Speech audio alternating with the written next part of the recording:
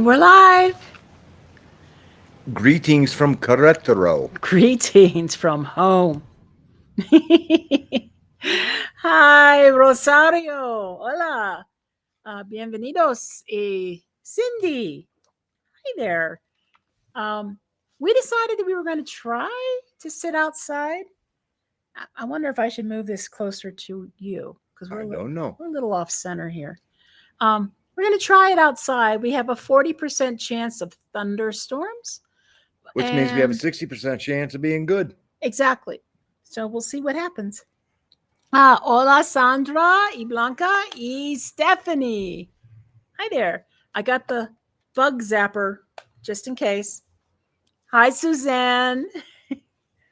Should I come closer to you? There, You can always come close to me. come closer. So Yeah. Hey, to all the Swifty fans out there, the English teacher's marrying the gym teacher. oh god. But we have a daughter who is a Swifty. So she's like just been ecstatic. Somebody explained it really well to me. Basically, anybody in that age group, if you're under 40 and you like her music, you probably are hardcore on it just simply because you grew up with it. And all the things that she was going through, you were going through at that same age. What's that? Band I grew up with. Oh yeah, Led Zeppelin. Yeah. I mean, So I get it. My daughter's about that age too, so sure. yeah, I mean it is. And and the songs that you listen to Yep. have certain meanings, that touch you the way they touch you. So, it's whatever I'll works. just say, ever since I started doing record store days, I would always buy whatever the Taylor Swift record store day release was that year for my daughter. Right now, and I probably spent anywhere between $25 and $40 as they got more expensive through the years for each one of those. They're all in the $400 to $800 valuation range right now for those albums because people are crazy. Hey, Yeah. So anyway, so well, I mean, we got that off our chest. Hold on. You have tried to chase down the certain Buckingham Nicks. Not only that one, Yeah. but the certain presser of Zeppelin albums. Oh yes, the pressing that has and I mean, so that has is it RS or RL on it? Whatever. I know. So because those are considered the best. The best. So there it is. We got the Swifty out of the way now. Hi, Jesse, Rona. Hey, yeah, I get it. It seems like it's you know what? Yeah, they are a great couple, aren't they? I mean, he seems like he's funny, and apparently he's into her, and that's probably the longest, most stable relationship she's had since she became famous. I don't know. I really don't know because I don't follow. Yeah, it's just another singer to me who likes to write songs about all of her breakups. So I don't know. Well, hey, that's what works. Things that move you tend to. That is what has moved and made every one of Phil Collins' hit records a hit. I mean, it's either he fell in love or the relationship ended and out came a hit. That's so. It's what it is. We're going to give it just a few more minutes before we really get into the topic. I think it's a timely one for a lot of reasons. Like, this is one of those topics that it's like a spider web. And there are so many things that come in and reach on this topic, and it reaches out to so many other topics. But it's a pretty solid one about the tipping. And the good parts, the bad parts, ramifications, differences in culture, and how that can affect economy here in Mexico. Mm-hmm. We'll give it a couple more minutes. It makes a difference. Yep. And we've been told and we've been asked, Yep. Oh, buenas tardes, Jenny. Hola, hey, Jesse. Yeah, you only got to put up with him for one more year, Jesse. I think this is the last one. So What? last year for Travis Kelsey.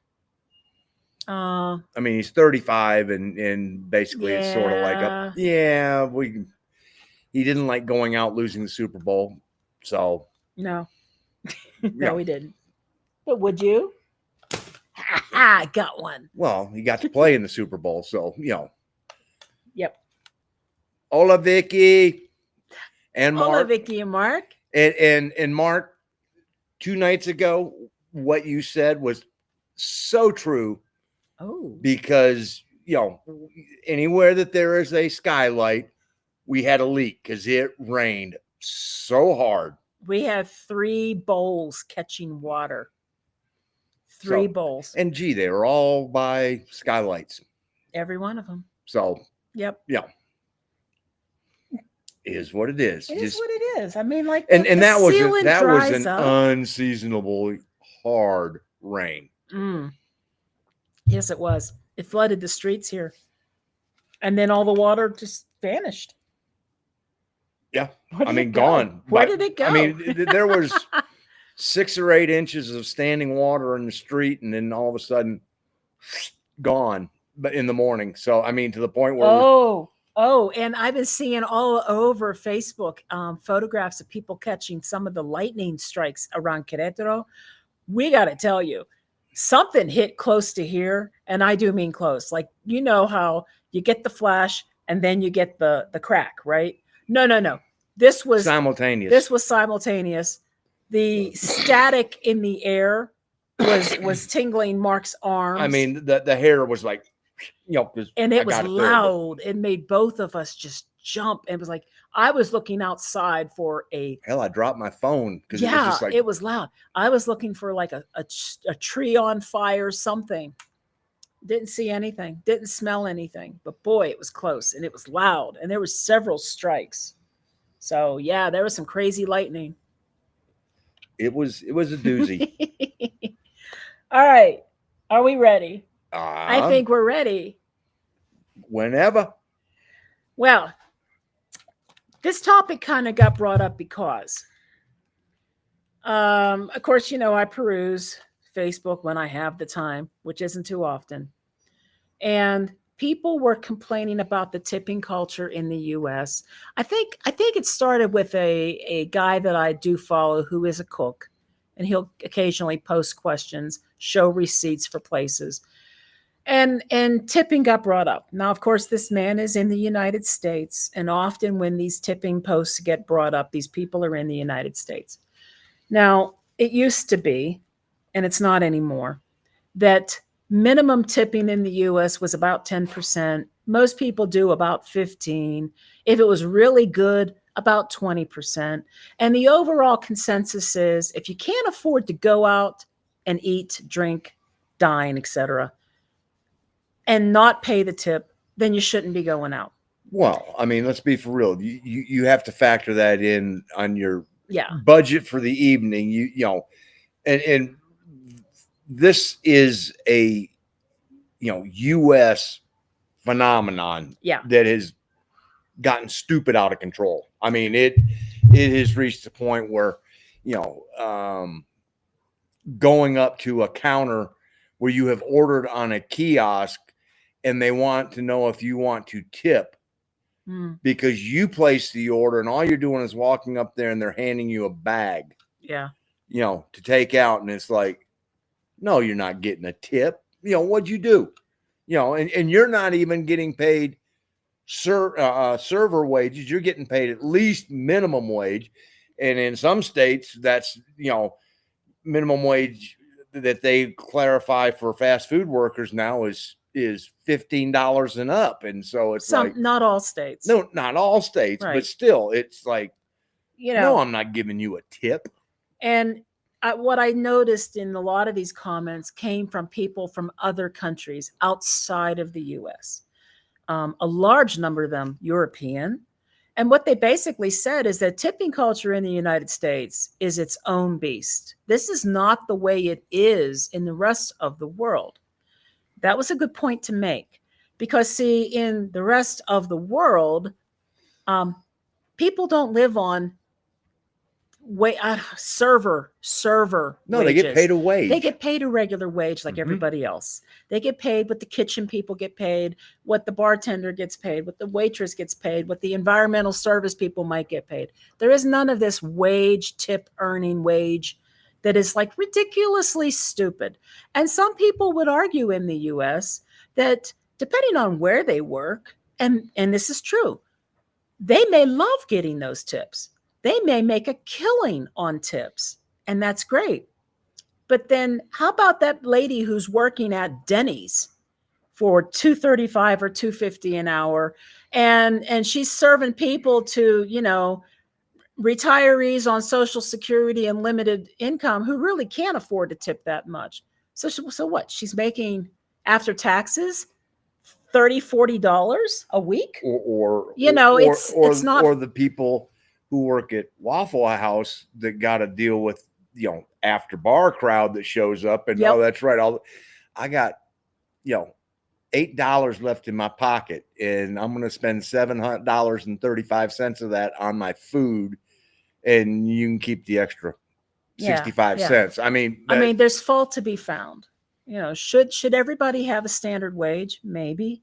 How about if you work somewhere and you're on server wages and you got to share your tips? Well, that's not really very fair either now, is it? unless I worked at a country club one time in the kitchen, and there were times when we had a very large event that the servers had to come back and share their tip money. Now, I don't know how much, what percentage, but is that fair? If they're the ones that are out there doing all the face to face. But then again, if you're in a restaurant and you've got a bartender who's working on server wage and the bartender's fixing the drinks, and normally there is one bartender who is designated as working the floor, and taking care of all the waitresses and waiters. Yeah. And then they tip him or her, whoever that bartender is, because they're taking out of their time from when they could be making tip money from the people sitting at the bar, making drinks for the people who are going out. So, there's a little bit of, there's areas where it works both ways. It does. But ultimately, more often than not, this is definitely a North America, particularly United States issue, phenomenon, whatever you want to call it. Tipping your cab driver, tipping the doorman, tipping your luggage people. Like, you can do all those things too, and those people are not earning those lower wages. But then they don't normally always get tipped in other countries either. No. So it's kind of like the tipping culture in the United States goes above and beyond what a lot of other people in the world are comfortable with. And then you get to a country like Mexico, where, yes, tipping for every little bit of service is always greatly appreciated. Doesn't matter if it's wait staff. It doesn't matter if it's the person who's bagging groceries at the store, because remember, more often than not, that's all they work. That's all they get is tips.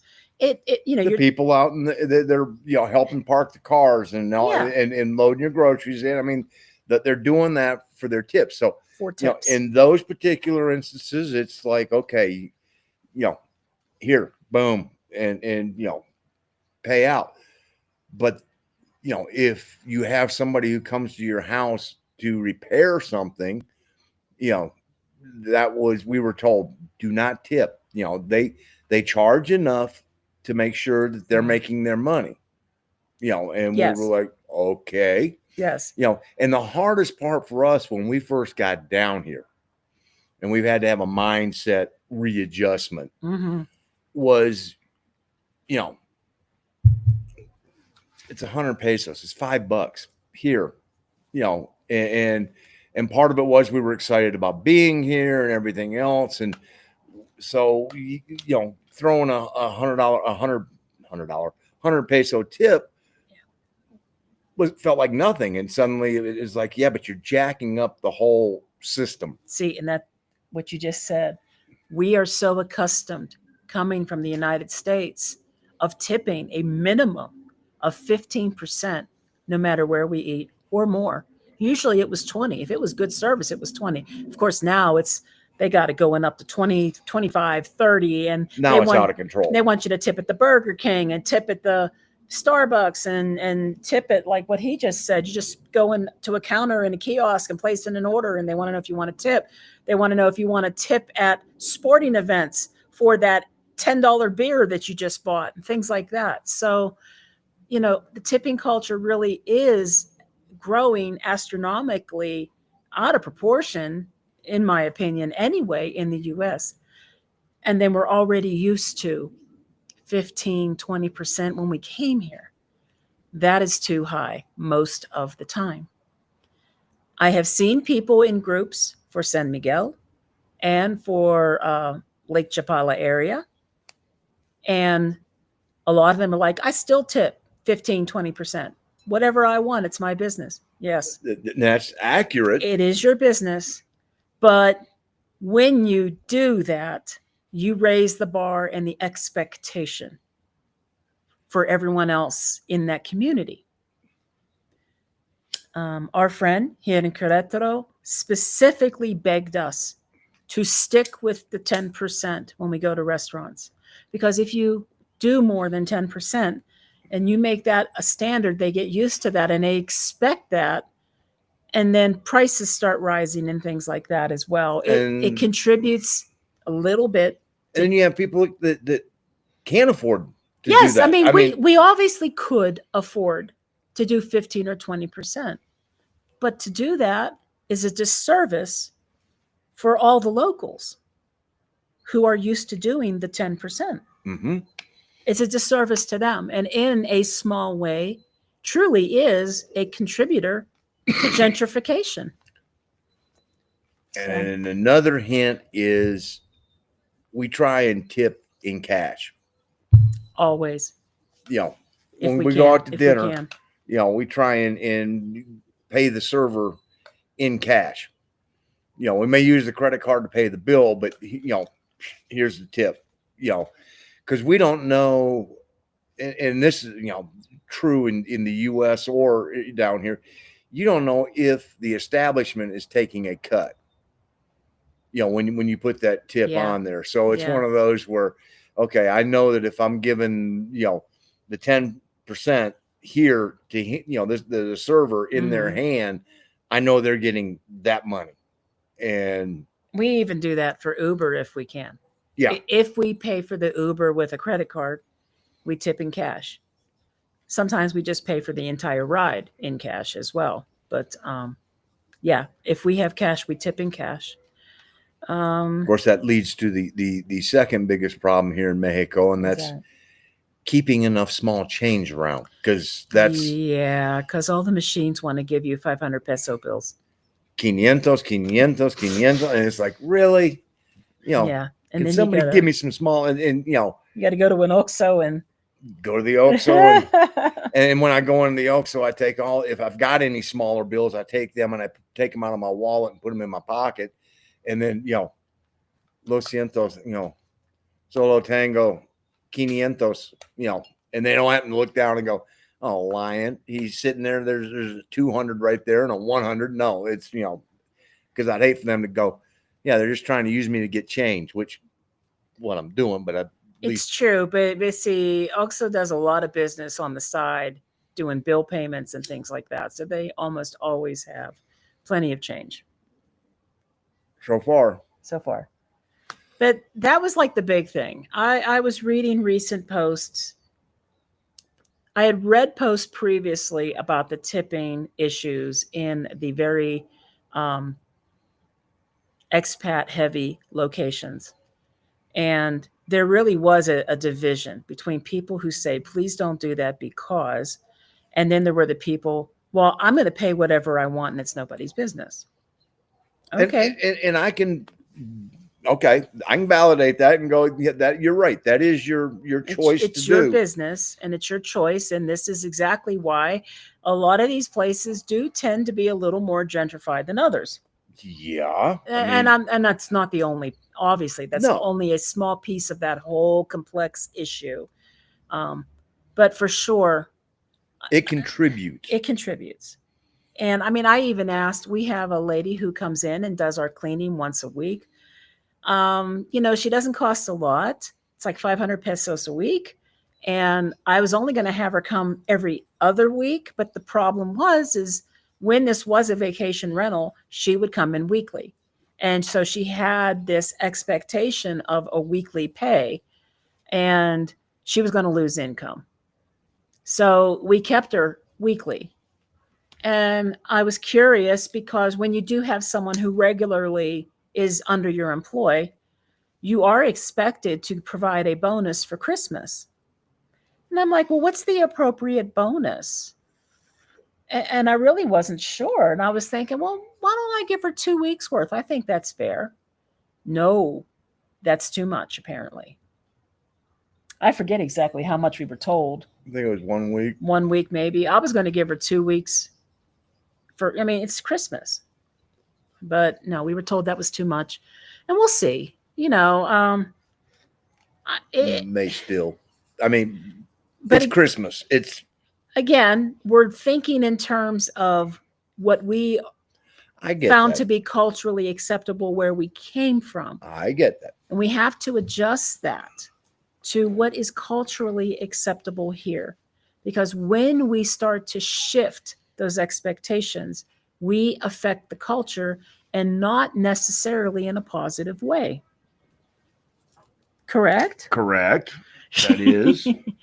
So, well, let's stop there for a moment so that I can catch up on comments here for us. And hola, Arlene, and Annie, and Papa, and Andrew. Suzanne says she's a Niner fan, so could be a good season. Maybe for Niners. We did fantasy football like we do every year, and I am typically the macchiatos. I've just been doing that forever with this cute little watercolory looking illustration of a macchiato. And I couldn't find it this year to upload to our new fantasy league. So I found one that I thought was maybe a little more aggressive as far as a team mascot goes. And I got this mean looking macchiato now. It's got this angry face on it. And my macchiato is out for blood, but because it's a macchiato, he's out for beans.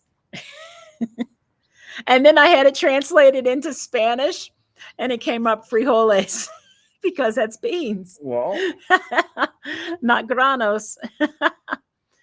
Oh, gosh.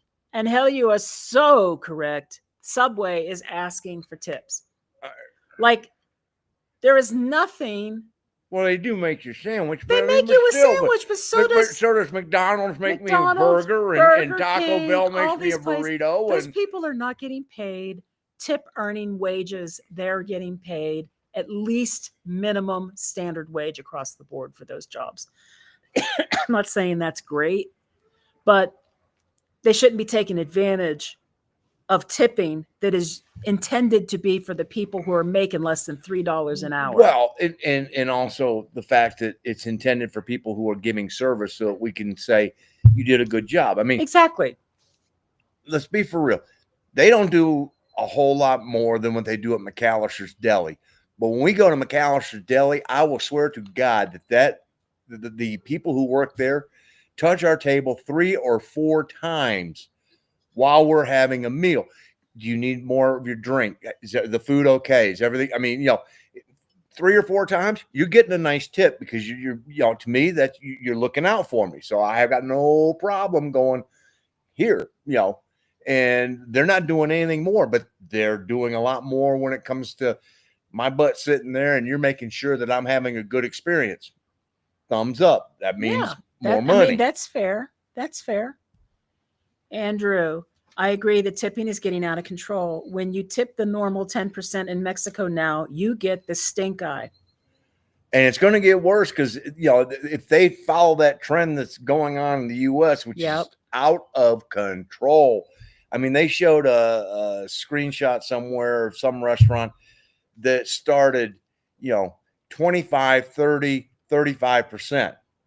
And I'm going, oh, hell no. So 1/3 of my experience tonight is being paid in tips. And on top of that, you got inflation.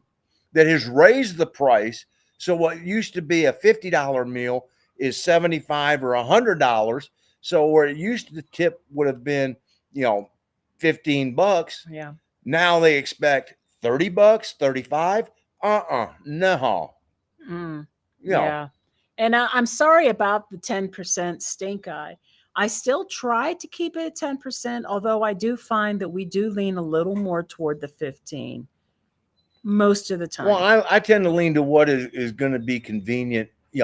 If it's going to be, if 10% was going to be, let's just say 130 pesos, here's 150. I mean, it makes it's two bills. Well, yeah, because you were It's talking easy. about 13 pesos and yeah, so why not? It's 130 versus 150. Well, I've got a 100 peso bill and I got a 50 peso bill. Here you go. Boom. Yep. And that makes it so part of it is convenience, but that's just, try to keep it, instead of it being here's a 200 peso bill. Well, Exactly. And and then what about, like, for example, somebody helps you out in the parking lot, blowing the whistle and directing you to the most obvious open parking space there is. Like, you didn't need their help for that, but they're standing out there going like this, in the hot sun. right? You get 5 pesos for that. Bagging our groceries, we have the really big bags, the big standard like bags that you get at La Comer or Walmart or wherever you happen to go. Oh, we have a collection. Walmart, Yeah, La Comer, Sariana, HEB. I mean, I they're think all over, but they're large bags. And when they get packed full, they're pretty darn heavy. We do about 10 pesos per bag on the average. Sometimes they got 2 people bagging our stuff. that can get problematic. It gets a little, sometimes it does. And we try to decide, okay, well, both of them are bagging and they're each doing about this many bags. Well, So hope they're splitting it, because sometimes sometimes we have to give them just one because sometimes it's a here's a yeah 50 yeah. One time there was an actual employee who was in a branded shirt, and they would not take the tip.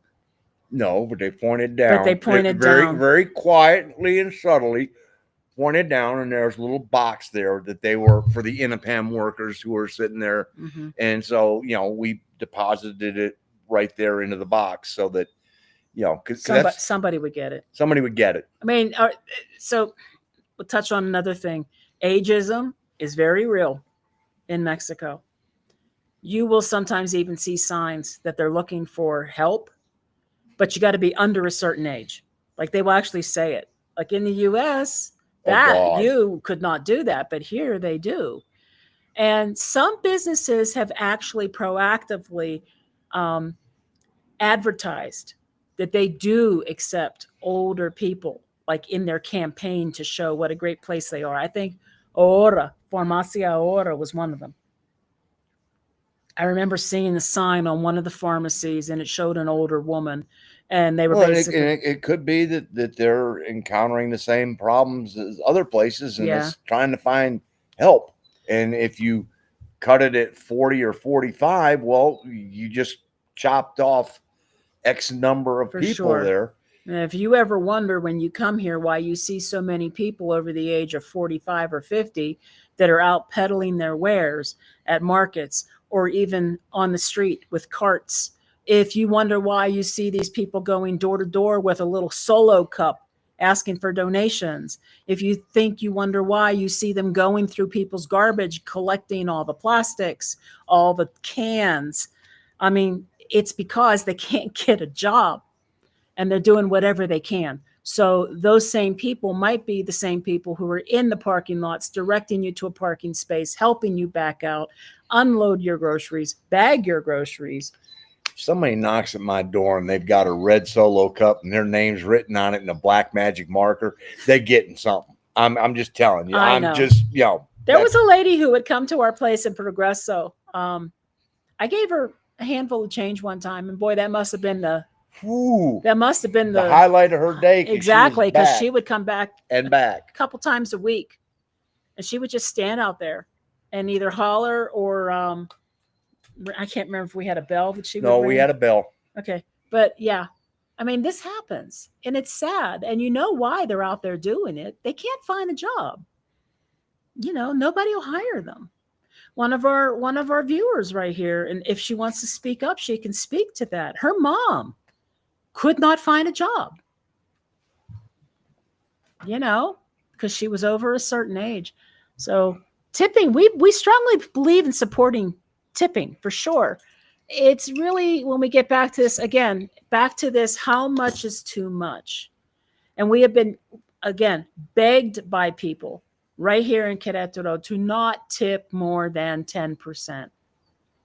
Because when you do that, it affects It everyone. skews everything. It skews everything in a negative way, especially for the locals. And this is what they're accustomed to tipping, So, let's see. What you doing, Papa? Homemade salsa. Ooh, I bet it's delicious. I bet it's delicious. Deborah, oh, you had a great time in Querétaro. Oh yes, we do love it here. We do love it here. We mentioned before, we also liked San Luis Potosi. They both are very uniquely different from each other, and they both have some really nice They things. both have qualities that are extremely Yeah. appealing. Yeah.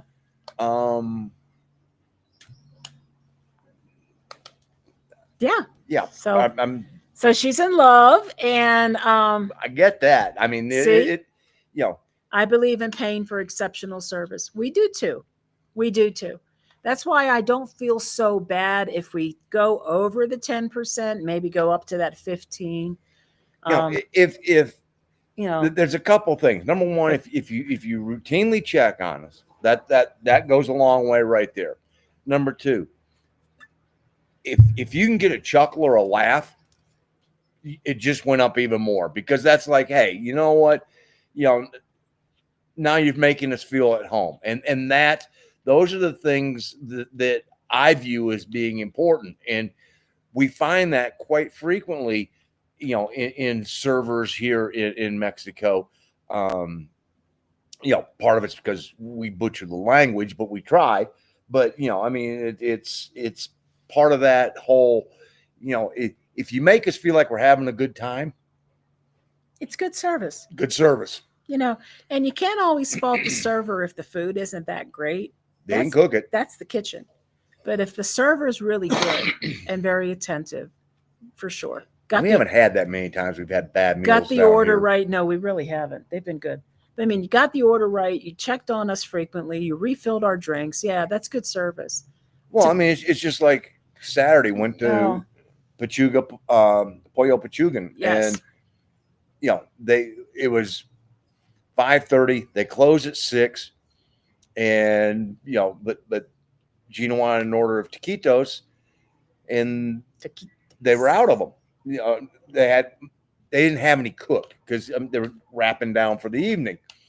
And they want to know how many I wanted. Cinco. Oh, they made one order. No hay problema. And they went off and did it. And they had the little tip thing there, and I was like, yeah, absolutely, because you guys went a little bit above and beyond. So dropped I don't know 8-10 pesos in there, and was like, okay, thank you for the extra effort, right? Yeah. And I was just thinking of something too, but it left me. That's fine. And she likes your hat. Different hat. Yeah, the other one is about to be retired permanently. When we get to the States, I've got its replacement coming. So, because we'll be in the States in 3 weeks from today. So hopefully we'll have beach and no hurricanes, right? That's the plan. We're in that time of the year. This is a very good question, Jesse. At the Oxo and Ajijic, there are people who stand by the door and open it for you when you go in and out. How much do you tip for them? It's not just Ajijic. It happens a lot of places we have been. I would be like, oh, I'll give you 5 pesos because you opened the door. But you know what? If you open it when I came in and when I leave, I'll probably give you 10. I've seen people give them nothing. So I don't think 10. I tend to be 2, 3, 4 pesos. And I mean, that's at least 5, as I figure, at least okay. 5. Well, I'm just telling you, I I give give them. them 5. Yeah, I figure they're out there doing this because they need money. I get that. What does 10 pesos buy you? A taco, maybe, maybe, you know. And I know not everybody gives them something. Uh, and we've run into that very frequently. One time, now I am under suspicion that these were probably migrants from Guatemala, but when we were in Huatuco, there was always this kid selling lollipops outside of the grocery store. And I think what they do is they go in and they buy a bag of lollipops and then they come out and they try to turn a profit on this bag of lollipops. Also, there were people that were putting pieces of cardboard over your windshields That's so your car wouldn't been get hot. numerous places, but Yeah. And one time I asked them how much for the lollipops and I forget what they said. And he didn't have small change. I think you maybe gave me 10 pesos or maybe it was 20. I don't know. And I got like a bunch of lollipops. And they're like, they wanted to give me change and I didn't need it. I just kind of felt like, look, we've been here now for how many months? And every time we go to this grocery store, this kid's trying to sell lollipops and we never buy them ever. And this was like one day, one of our last trips. And I'm like, you know what? I'm going to buy a bunch of lollipops. And I did. And I didn't feel so bad about it because, well, I did actually buy something. Even though I probably could have got them cheaper if I just went and bought a bag of lollipops. well, true, but But they're standing out there all day trying to earn a buck. And Putting they're the trying to hustle do it on. honestly. That's the hustle. You got to have the hustle. And, oh, yes, they will ask for a specific age and gender when hiring. Yes, they will. Yes, they will. And it's unfair sometimes. There are some places that are doing better and not doing that. But you'll notice it. The more you walk around, when you see signs for employment, you'll see sometimes that they may actually say that they don't want a particular sex, or they'll actually say that you got to be under a certain age. Yeah. And Don't have to agree with it, but you can't fault it because that's the culture. there you go. Annie, yes, hiring is very specific, age and sex. It sure is. And that's why you have these people that are out there doing whatever they can for tips. But the type of tipping we were talking about mostly has to do with you have a stated bill and how much of that percentage of that bill are you going to leave for a tip. And it's usually the people who leave too high of a percentage, that's where things start to shift and change for the locals. Yeah, and that just we don't need to cause any more of a rift. I mean, that's just there are some people who get it, and there's another faction of people who are looking for any reason right now to go, damn gringos. And so it's one of those where if you can just sort of avoid giving any fuel to that, then you're gonna get it. Probably not. Nope. Oh, it was close. So if we can avoid with that, we can do that. Yes. And also, Jesse, this is very true. It is very much alive in the US, although I don't think it is as face forward. And I notice it's particularly active. Well, God knows they can't say it because right, if you say because it, then you can because of the get sued. litigious nature of the Right. U.S., somebody's going to go, That's a you lawsuit. fired me because of But I'm 60. I notice it most often when there are company acquisitions and when they are reorganizing and things like that. And well, that's twofold. yeah. Okay. One is the fact that, yes, okay, you're getting older, which is bullshit, coming from an old person. Yeah. But the other part of that is the younger crowd haven't been in the industry as long, so they're not getting paid as much. Saving that money. So it goes back to money, which everything eventually goes down to money. money and benefit time, paid benefit time, and things like that. Yeah, a lot of people are grandfathered in with certain amounts of equity in the business and the company that they're in, and so yeah, they can offer early retirement. They can call it what is the word? Attrition, Mm-hmm. things like that. And I saw it happen to some people when I worked in Asheville and HCA bought out Mission Health. I saw it happen. Well, and quite honestly, there were people, let's be for real, if we're talking HCA, oh, you're giving me a golden parachute and I get the hell away from HCA? Pay me.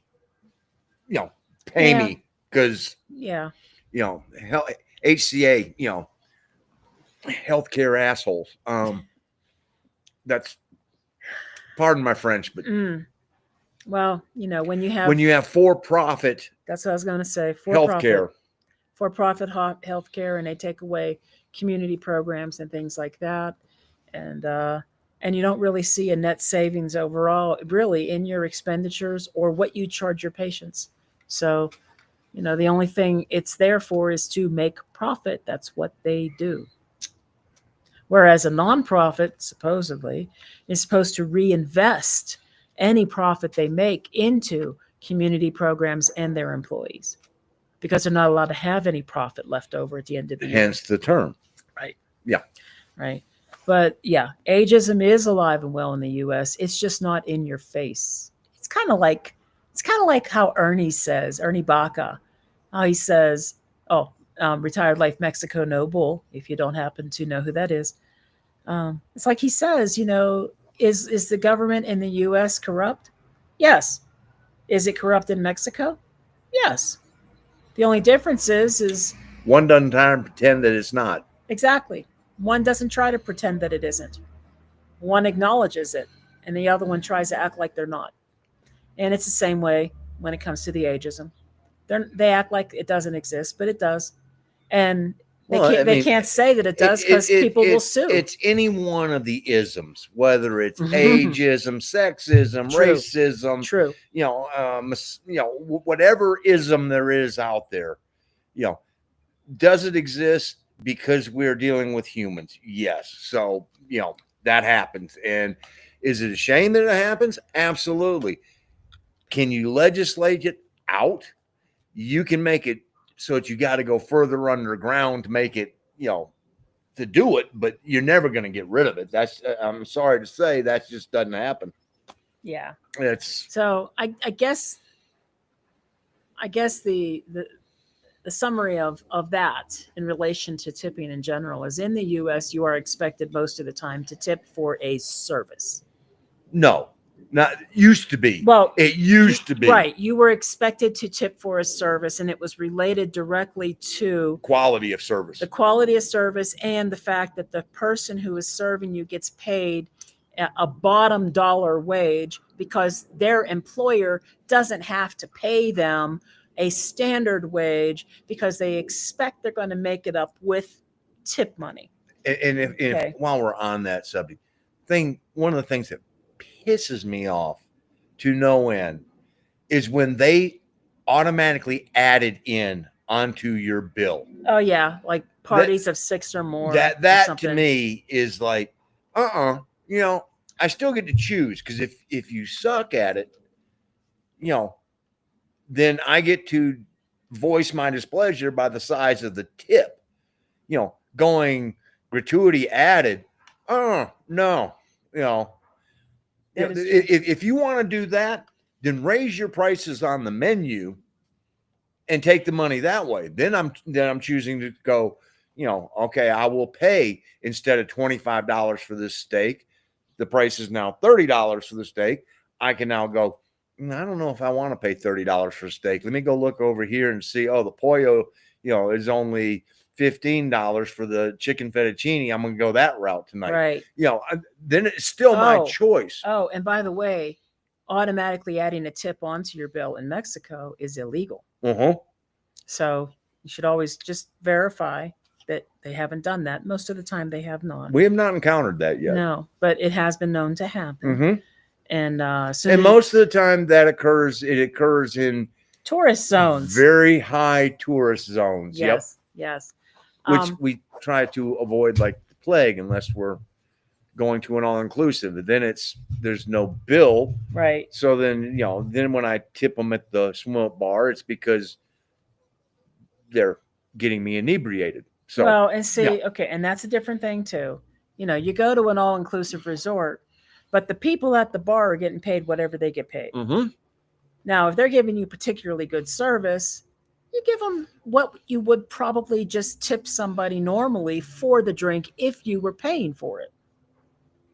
So I don't know, $1 a drink. Well, I've been known, at the beginning of the day at a swim-up bar, here's a 200 peso tip to start. You can put it up there so you can start drawing in more tips, and I get great service. They love me. That's true. Yeah. But where I was going initially was, so you got that tipping culture in the U.S. that was initially focused around the lower wage earners who were expected to make up the difference in their salary with tips.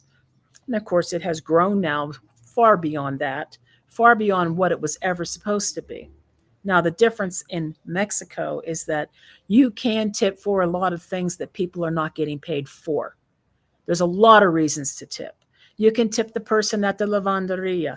You can tip the person at the restaurant who served you, or the person at the bar, the person in the parking lot doing whatever they're doing, keeping your car cool, or showing you the parking space, helping you back out, bagging your groceries, all those things. You can tip everybody as much as you want. It's just customary to be about 10% if it's got a known dollar amount attached to it. Somebody gives you a good haircut, it could be 10%. Usually, not when I paid 700 pesos for well, that haircut. He didn't get no tip. That was an anomaly. That was you got gringoed big time because we were in Tulum. But 10% is the standard. I think, again, depending on how much money he's had in his pocket, sometimes it's just easier to give them a solid amount and not be dealing with the piddliness of change. So sometimes it's higher than that. Sometimes it's 15%. Sometimes it's 20%. But we try to keep it no more than 15 if we can. Yeah. And I think that's fair. And anybody who is any national who lives around here is going to say that's more than fair. So of course I make a game of it. I have the tip out before the bill comes. Because that's one of my things that's like, okay, let's just see. And look, Annie likes your hat. This is like a film noir special. This is, it's a felt. It's felt. It's I don't break this out all the time, but the other one just. Am I your femme fatale? Oh my God. No, not like, oh God. Oh, what is her name? I think it's Greer Garson in, it was late with Robert Mitchum and a young Kirk Douglas, and boy, that was one evil woman. She was evil. I mean, evil. So. Yep. Gotcha. Okay. Hey, hola. Vegas, from Vegas. Oh, Andrew, yeah, we did move again, but okay, so every time it has always been the custom that when we move to a new location, as we have been traveling, I always put the new city that we moved to. That way people know where we are. And although we did lease a house in Querétaro because we decided we needed to have a home base, just to leave all of our stuff in between these different stays, I still updated it. So yeah, we were in Querétaro for a while, and then I updated that we went to San Luis Potosí for almost 2 months. And then as soon as we came back, I updated it back to Querétaro. And then in about 6 weeks, I think it's 6 weeks, it'll be Ajijic. So I always do that. And eventually we won't be doing that anymore whenever that happens. So you didn't miss anything. That's just the way it is. Suzanne, ageism exists in the US as well. They just do it tactfully. AI to screen resumes because it shows the person's age. It's maddening. You know, and you are right.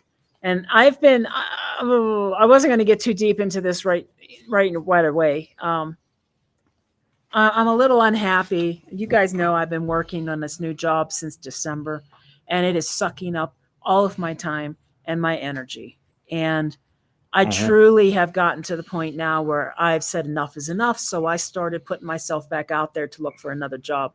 I've got this job till the job ends, a 3-year contract if I want it. Problem is I don't want it. Excuse me. So I am looking. And don't you know, as soon as I put it out there that I was available, I started getting hit with the scams that started. I mean, the scams are incredible now. I can't tell you how many people they start with this collecting names, or they just want to know what are my goals and could I provide them a resume or and wait there's a resume service. Yeah, they don't say that though. Could I provide them a resume? And then they come back and they say, we could improve this resume. Would you be interested in blah blah blah blah? One guy just pissed me off because the first thing he said was that they could take my resume and make it ATS compliant, which is basically those AI search keywords that they pull out of a resume. They could make it ATS compliant, and they could reduce my 3 pages down to no more than 2, that the standard is 1 to 2 pages. Well, guess what, folks? My resume was updated 3 days before that to ATS compliant format. So it was already ATS. And it's barely 2 full pages long. So I was like, boy, if you're going to lie and make up stuff, you need to be a little better at it than this. And I started blocking them, these people. It's a bot. So, I mean, it may be a bot or it may be a real person. But either way, LinkedIn has become just a cesspool of predatory crap. It's sad. And yet the best references and referrals I've ever gotten have come through LinkedIn. So anyway, I got my stuff submitted to a couple. One of my friends that used to work on my team actually contacted me today and said that her manager is looking to add some more people and wants my resume. Okay, there you go. There's my ATS compliant 2-page resume. Well, and here's the other thing. And then another 2 pages of applications. This is a manager who is being proactive, that realizes that we need help in this and that. So right. When one of the things that's driving her nuts is she has a manager who is reactive and doesn't even react. He doesn't even react. I mean, he doesn't do anything. He buries his head in the sand, and we got problems. And I finally had to tell him. I finally had to say, you've got at least 4 very good people on this team who work very hard and are becoming extremely resentful of the ones who don't. And he didn't want to hear that, but it's true. And yeah, only a stupid manager doesn't want to hear the truth. So, I basically found out that at least 2. I confirmed that 2 of the 3 I suspect, I confirmed 2 of them have 2 jobs.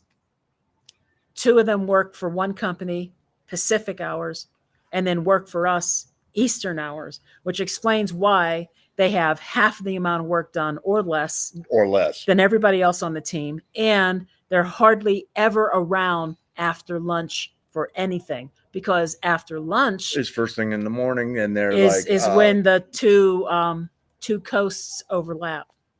So it's one of those things where some people can double dip and do really well at it. And if you can, more power to you. And some people can't. And it's detrimental to both of the teams that they work for, which is what's happening. the other team that they work for has a manager who's very proactive and knows that something is up, and she's digging into it. And is not willing to put up with lower production rates. So. Whereas my manager was shocked to hear that I knew this, and basically admitted eventually that he didn't want me to think that he didn't care, because he does. He just doesn't know what to do about it because he's never had to deal with a situation before like this. That's because he doesn't know how to manage. I know. Anyway, that's the short version of that. We'll just say I am looking for another job, and hopefully it'll be better. So, yes, Mark got it. It's not a new hat. He just hasn't I've had worn this hat it for actually quite some time. 6, 7 years, 8 years. It's kind of like your winter hat, sort of. It's one of those we happened. I can't remember where we even got this now, but we were someplace. Is that the one where we went to Savannah and you bought it? What's it?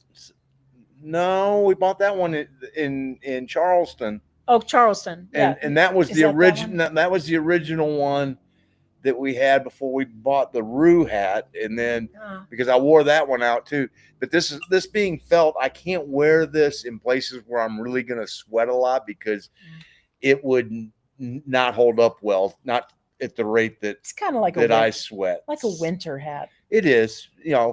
And Jim, this is a Black Chazaro Corona. Oh, you're here. Yes. Sorry. There you go. And there you go. You had a JR today. Can't fault that. And JR makes a pretty good stick. I mean, I've sat in their humidor in Statesville, not Statesville, in right outside of Burlington. I think it's in Whitsett, right between Burlington. Right, yeah, just outside of Burlington. Holds a lot of special memories for me, and it was a great. And that's all that's left of JR's. You used to walk in there and they had that huge store. Now all they got left is a humidor. I don't even think they actually have the authentic humidor with the leather sofas anymore. No, I think it's been pared down. Yeah. I mean, used to be that. Why don't you just shake everybody up while you do that? Getting the bugs. They had a humidor in there that was 2 rooms, and they had leather furniture, and you could sit in there and partake in a good stick and just relax. And so cool. And let's see. How long will you be in the U.S. this time? A week. 5 days. Basically. Yeah, we're going to go. With travel, but 2 of those days are in air. So. Yeah. I mean, like, we're actually at the beach for 4 nights. Yeah. And we've got 1 day of travel to Pittsburgh, and then 1 day of travel to the beach, and then in reverse. Yep. So we're out for about a week. 4 days of literally just going to be travel. So, and then basically 3 solid days of getting to spend time with the family, the girls. 4 nights. Well, 3 solid days. Okay.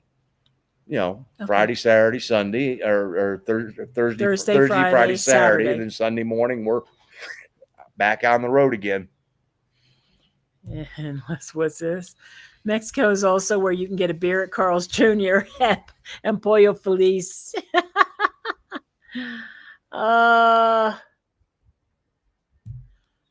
de Chicago. I missed the beginning. Are you back in Querétaro? We are.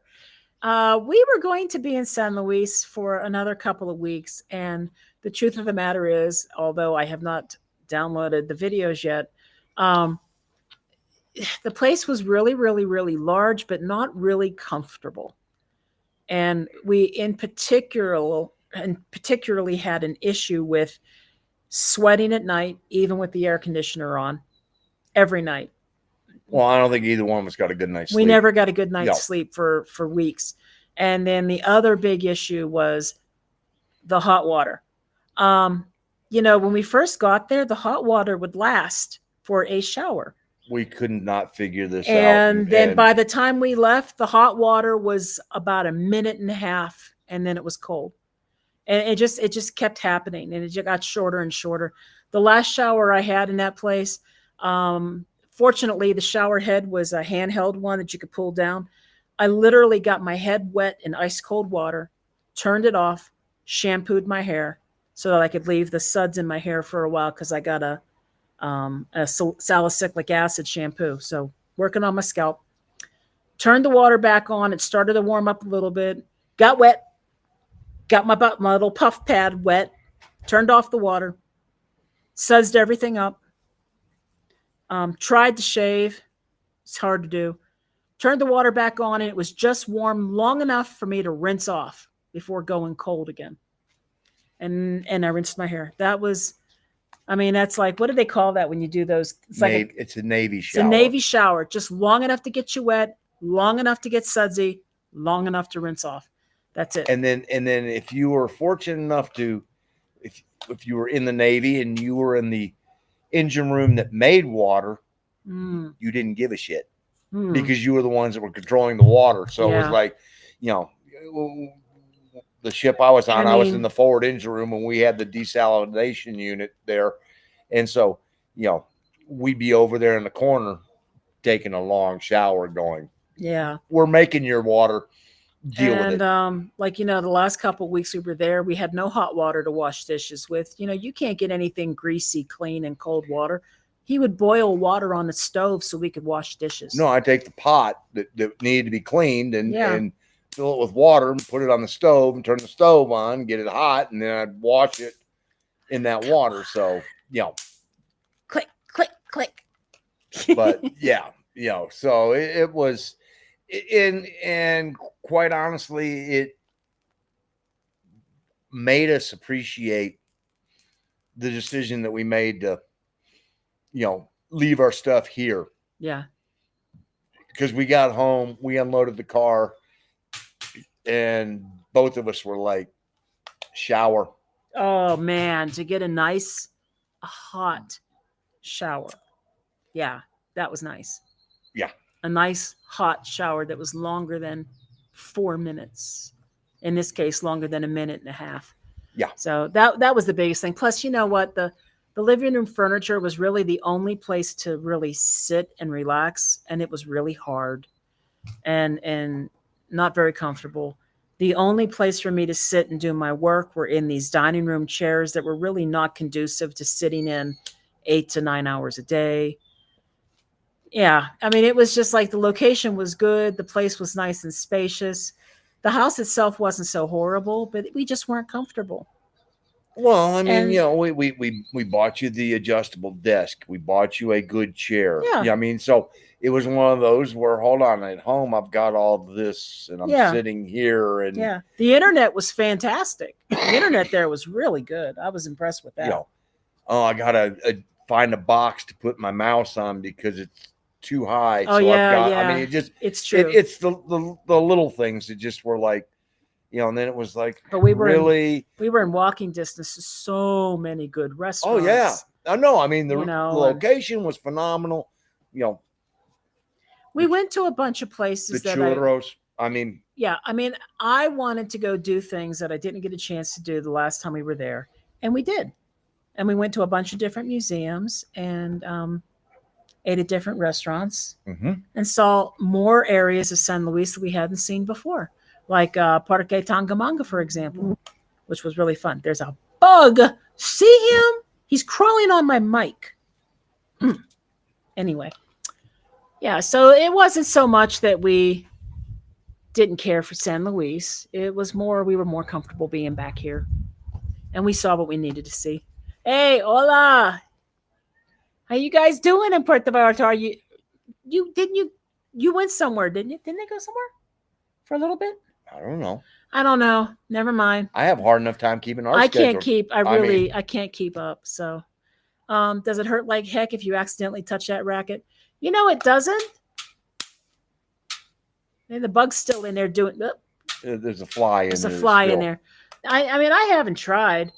It's got this guard on the outside, so you'd really have to stick your finger down in there. They are a must-have here in Mexico. I mean, just because, especially come mosquito season, it's, you know, and in SLP, we had the only bathroom that we had downstairs was outside. It wasn't an outhouse. Oh Lord. Oh, let's come back to this in a second. Yeah. And Yeah. and so it was Hundreds. outside, and it had where there would normally be a transom up there. There was no window, Yeah. and so it was, well, first of all, if you wanted any privacy, you weren't really going to get it, because if you made any noise, everybody could hear it. They happened to be sitting outside. But it also allowed for the mosquitoes to go into that bathroom and just, they'd be on the wall, and every day we would go in there and just, and now, okay, they were mostly males, and I found out that the males don't bite. And what the males will do is they will hang out and basically like sleep during the day. And that's where they chose to sleep. Male mosquitoes just like male humans. I guess so. Hello, birds. We give them a couple beers in there, and they just be in hog heaven. But I would go outside in the morning early, and there would be like 24 of them on the ceiling, some of them on the walls, inside the roll for the toilet paper. And it was like mosquito massacre every morning. And by the time we left, there were hundreds of carcasses. Yeah, I mean, it was mosquitoes. But they were males, and we weren't getting chewed up. So no, I will say we didn't get bit a lot, but it just was walking in there, and all of a sudden it'd be like you get swarmed, and suddenly you're going, do I want to expose this part of my body to all these mosquitoes? No. Yeah. Okay, so yes, there was a protest against gentrification in Querétaro. And you know what? Querétaro is a fast growing city, and there should be some cause for alarm, because we can say for sure that rental prices from the first time we stayed in Querétaro to the second time we stayed increased. Easily 200 US dollars a month or more. And that's true almost across the country. I mean, it is. But I mean, we've seen that, even if you just factor in Airbnb and take 50% of it, we've seen that the prices are going up. That's, global inflation has hit Mexico. They're not immune to it. They're going to get it, and they're going to feel the pain of it. And the other part of that, to make Mexico even a little more susceptible to it, is they've been rapidly increasing the minimum wage. That's true too. So you put all these factors together, and it's going to go up. There's just, I mean, that's like economics 101. When you raise the wages, the mandatory wages, minimum wages on the people who run your country, literally, we're talking about your grocers, your truck drivers, your gardeners, your everybody. When you raise the minimum wages, then that means the businesses are paying more. And the businesses are a business. They don't want to lose. They're there to make money. They're not going to lose their money. So what are they going to do? They're going to push that increase onto you, the people paying for the service. I mean, and for so sure. Yes. Are foreigners having an impact on the economy in Mexico? Yes. Is the continual raising of minimum wage having an effect on the people in Mexico? Yes. Yes. I mean, so, it's as I like to say, it's an onion. There are so many layers. There's so much of it that are contributing to it. And the biggest one, as always, is that G word. And it ain't gringo. It's greed. Greed. People realize that they're able to make this amount of money. Yeah. And people go, I'm going to try and maximize what I can make. Let's say you got two houses next door to each other, and house number one, like where we are right here. Here in this particular complex, we only have 8 houses where we're at. Right. This, in this particular complex. Oh, I'll share the prices that I found online. That's what I'm saying. Yeah. But let's say you got 2 houses side by side. They're basically the same identical house. Well, person number one put it on the Airbnb platform, and because Airbnb adds 50% to it, person number one looks like they're earning, I don't know, let's say 40,000 pesos a month. When really, if they weren't on Airbnb, they might be earning 20,000 pesos a month, but they're getting 40,000 pesos a month. Person B over here goes, well, damn, that's on Airbnb getting 40,000 pesos a month. I should raise my rent. I could probably make 30,000 easy. Gentrification. Right there. That's exactly what happens. Greed. And it's greed. And here's a prime example. As he brought up, we have 8 of these houses. They're nearly identical in this small section. Now, we are in a country club. We are paying some of the highest rents in the area. Certainly not the highest, but some of the highest. No, because I found us other houses. You here found in, others. in, Yeah. in the same Yeah, in the same country club. But they're not in this quad. No, in this quad. In this quad, where there are 8 houses that are nearly identical. The one that we're in, and the utility costs, in the HOA costs, and everything else are identical.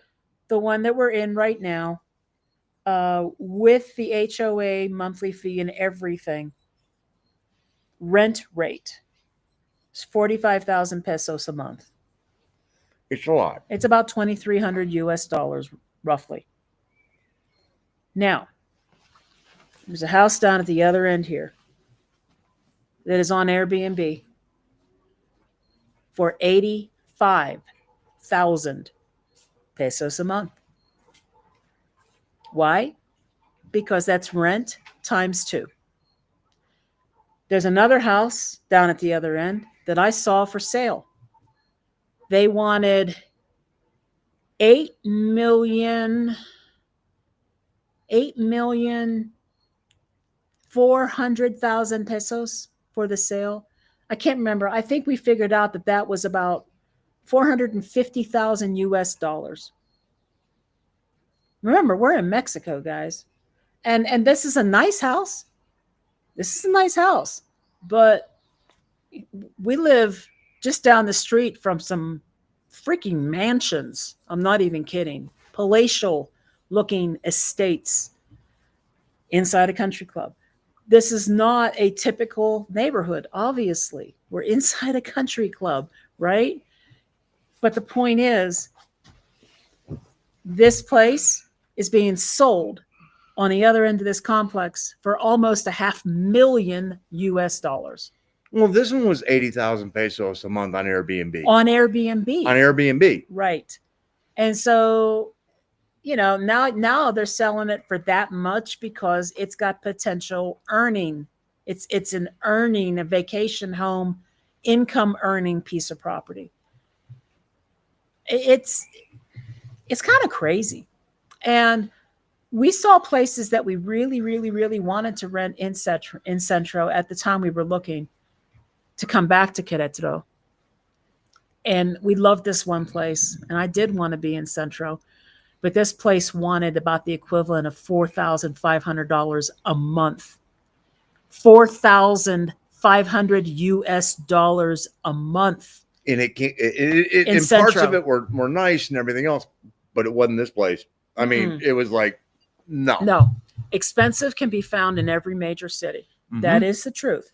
And that was location. And if you were... But you tell me what Mexican national is spending that much money? Nobody. They're doing it because of tourism. And they can get it. So, but they're not getting it from me. I'm just saying. I didn't think I could convince her into this one. I know. I really did not want to spend what we're spending here. I did not. And I was like, ooh. I know. I might have to put our salesman hat on and sell this place. And I told Romy when we were sitting outside in the parking lot, by the parking spaces, ooh, I'm going to have to, really sell her on this one. And she hit the front door and went, oh my God. And I went, no, maybe I won't. Maybe the house is going to do it for me. So, I basically talked myself into it by saying every single time we do a cost of living video, I always state that I want to try to keep things at 3,000 US dollars per month or less total. And when I started cranking the numbers out, I'm like, I think we're pretty close. We might be a tad over, maybe 100 or 200 over, but I think we're going to do it. And I just recently looked. We were under the first month. We were over the second month, and we will be under this month. So I think the average, we are going to be under what I always wanted us to be. Could we do better? Oh, heck yes, we could. Oh yeah. We could be living in Horakia and spending half of what we're spending here for a really nice place. But you know what we got here? Everything's furnished. We didn't have to go buy furniture. And we didn't have to stress out about anything really. The water is almost essentially included. He'll let me know when he gets a water bill. We haven't gotten one yet. The electricity has been about the equivalent of maybe $50 a month. I'm paying more than that just for the internet. And it's quiet. It's very quiet here. And it is. And the other thing is very green. Having been, on the east side of town over at Millennial, and then being on the north side of town in Zakia, what we have really found here is that because of all the greenery, we do not have the dust. Yeah, dust is minimal. I mean, it really has been eye-opening, the reduction in dust from other locations here in Querétaro. And we're not in a really, really tight neighborhood. If we wanted to have a party here like we have, we could. And it's not really going to we did. And it's not really going to disturb other people. Well, no, because which is nice. There's 3 of the 8 units that are occupied. Yeah. And one of them is a general in the Mexican Army, and it's his retirement home. Mm-hmm. So there's really only one other couple in here. The rest of them are Airbnbs. So, but there's that magic word again. But the other thing is even though they're Airbnbs, it is still quiet. And even though they're Airbnbs and they are expensive, I did go through the reviews of this one that we're in before they took it off the platform. And everyone who left a comment and a review was a Mexican national, and the majority of them were from Mexico City. Yeah. They were businessmen and things like that who came here probably to golf. You can get away. Or for the polo. Or for the polo. Yeah, it's equestrian center too with a polo club. So, we're kind of living on the high end here, and we know it. Which kind of makes me sad in a way because I really wanted to acclimate to local neighborhoods. But I feel like us living here, right here where we are, the people who come here are mostly nationals. So, true. But the other thing is you have an office. I do. And I mean, we have made this really comfortable. Yeah. I mean, we have a nice kitchen to work in, and I have, I'm using the maid's quarters as my office to work in during the day. It's really nice because I'm isolated. I have privacy. I can work. I don't have noise. You have a door that you can go. When it's time for me to leave, I shut the door and I leave work. That's my commute, up the stairs and down the stairs. That's my commute. The downside is that I wanted to be a little closer in walking distance to shops and vendors, tiendas, things like that. And we're not. So we got to get in a car and we have to drive to go somewhere. The upside, we're close to friends. We're like a 5-minute drive away from friends. I don't know. Well, and we're a 10-minute drive to shop, and I mean, yeah. So yeah. It's not bad. And the thing is we're in the southwest corner of Querétaro. I mean, about as far southwest as you can go and still consider it part of Querétaro. But this is one of the few directions they have that they're building, because they can't go any further to the west. That is true. Because they're going to be in Guanajuato. And I mean, and they're not going to, and they're the not. Guanajuato state line is right across. I mean, just right over there. And they're not going to impede on the country club property to do that. No. They'll build around it. So you know, in some we're going to ways, get more and more shopping because I mean the Costco's already coming. I would be shocked if there isn't an HEB that'll be coming down this way true. because it's just And there's lots of little tiendas in El Pueblito. So Yep. that's a good thing too.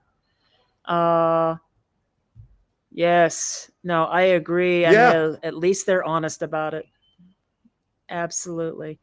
Um so what you basically missed about the tipping is that tipping culture in the United States is not what tipping culture is in the rest of the world. And a lot of people around the world, and I've been reading a lot of posts recently complaining about the tipping culture, they don't experience this whole 25-30% expectation and Not yet anyway. tipping for everything. Well, true, at the moment. It's very much a U.S. phenomenon, and maybe parts in Canada. It might, No, it's flow over. But the U.S. sets the tone for this, and this is a yes, tone setter that they could really do without because And the whole world would be better off if they were to go, you know, let's just pay everybody and get rid of this because, when you have Oh. baristas at Starbucks making $15 an hour. who are asking for tips, and it's just, Yeah. we're going back down the road we already went, but yeah. It's I mean, so it's insanity. I forget. I read about the history of why there was a server wage, but Well, what it was is not what it is now. The history of tipping, it started in England in the way back, and you had the feudal system, and it was for the travelers when they would stay, the people who would take care of their room, they would leave a couple of pennies for the people who were taking care of their room. Then in the US, it started post Civil War. Post Civil War. Right. And a lot of it was because of the fact that back to the isms, a lot of the hospitality industry were hiring former slaves and they weren't paying them. That's right. And so the only way that these people could make money were based on tips. And then that was at one level. And then what happened in Prohibition cemented it, because in Prohibition, you couldn't charge legally because you weren't supposed to have alcohol. So they were tipping to pay for the alcohol because they couldn't show it on the books because, well, you weren't supposed to have it to begin with. And so then post Prohibition was when they instituted the sub minimum wage for servers. And so, and it was basically a way for people to employ more people because they could afford the lower waged people who would then make up and supplement their wages with tips. And then it became what it is today. And it was never meant to be what they are now spiraling this thing into be, where you put it on you give them your credit card and they hand you the tablet back, and 20, 25 or 30%, or other, and try and shame you into it. And it's like, no, as one of Gina's coworkers used to say, ain't no shame in my game. Well, I know. I used to go to see Broadway Spotlight Broadway series shows when I was in Charlotte, and during intermission, I would go out to the bar and I would buy a cider.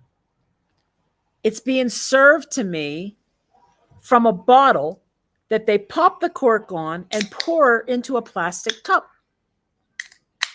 How much did I want to tip them for that? The damn cider is costing me $6 or $7 already. All you did was take a cap off of it and pour it into a cup. And the only reason they poured it into the cup was because that was the only way they were allowed to sell it or serve it, because they couldn't just give you the bottle. The bottle, because it was glass. Yeah. Oh, you could drop the glass and it could shatter and somebody would cut their foot. And so because of the litigious nature, we can't do that. So we have to put it into a plastic cup. Yeah. You know, This is a $2 cider at most, and I'm already paying $6 to $8 for it. And now you want a tip because you opened it. no. And that was years ago. That was like Oh, I know. 10 years ago. Minimum. And now it's like, $15, $16, $17 an hour job is asking for a tip because they made you a coffee. No. But the problem, so where we were going with that, short version is you can't bring that. That is programmed into US culture. And when you bring that here to Mexico, you're altering the culture and the environment for the people who live here. The hard part is reprogramming our brains to go, we have to think like we are, like the people here in Mexico, instead of thinking like we were back in the US where, oh yeah, here, boom, and we've had people here beg us to not pay more than 10%. And the other part of it 10%. is because of the exchange rate, we go, I don't feel good just tipping $1. Well, you know what? If it's a $10 meal, it's $1. It's $1. And you That's may go, what it is. They were great, so I'm gonna give them a 100 peso tip, $5 tip. Did they work that hard that they may have deserved it? In our minds, we would go yes, but the problem with it is it skews everything. So that's the reprogramming we have to put inside of our brains to go. Now, we have been begged by people to not give more than 10% tips. Now, I know that sometimes we do probably give 15% more than we probably should. But when you start throwing out 20, 25%, yes, I have, again, I'll mention this. I've seen people on chat boards in Lake Chapala and San Miguel, and they're like, well, I'm going to tip whatever I want, and that's my business. No, it is your business. It's your business. But you're part of the reason why people expect more. The case in point, when we were in Oaxaca and we went to, Comida Economica at the Mercado, and we spent not even 200 pesos for a meal. Yeah. And we had a great time. It wasn't even. That's what I said. It wasn't even 200 pesos. Yeah. And had a great time. We had a conversation with our server and everything else. And so was he worthy of a 100 peso or $5 tip? Yes. But 100 peso tip on a 190 peso bill skews everything. It does. And this is a comida economica where people come to get an inexpensive meal. And so, that's one of those things where we have to stop ourselves and go, all right, we can't just screw up everything. Yeah, I think we actually gave him a total of 200 pesos for no change and no change back. No, 250. Was it 250? Yes. Are you sure? I overtipped. Okay. I overtipped, but overtipped. But it was only, but because we had a great time, but so I gave him 60 pesos, which was equivalent to almost a 30% tip. Shame on you. I know. But and again, this was part of the whole. He was super excited though. Part of the whole. We got to figure this out. So yeah, we have to learn, and that's just it. Do you think everybody going into this Comida Economica is giving this guy a 30% tip? No, they're not. They're giving him 10 to 15%, 20 on a lucky day. So we made his day that day. But if we went in there and everybody else that like us go in there and give this guy 30 to 50% tip every time you eat, he's going to come to expect 30 to 50% tip from everybody who comes in there. And that's not going to happen. And it makes the locals resentful, that this is happening. Especially in a comida economica. Exactly. So we just try not to. In the beginning, we tipped kind of high. Yeah. Didn't know the meaning of the pesos at the time and how much people were making.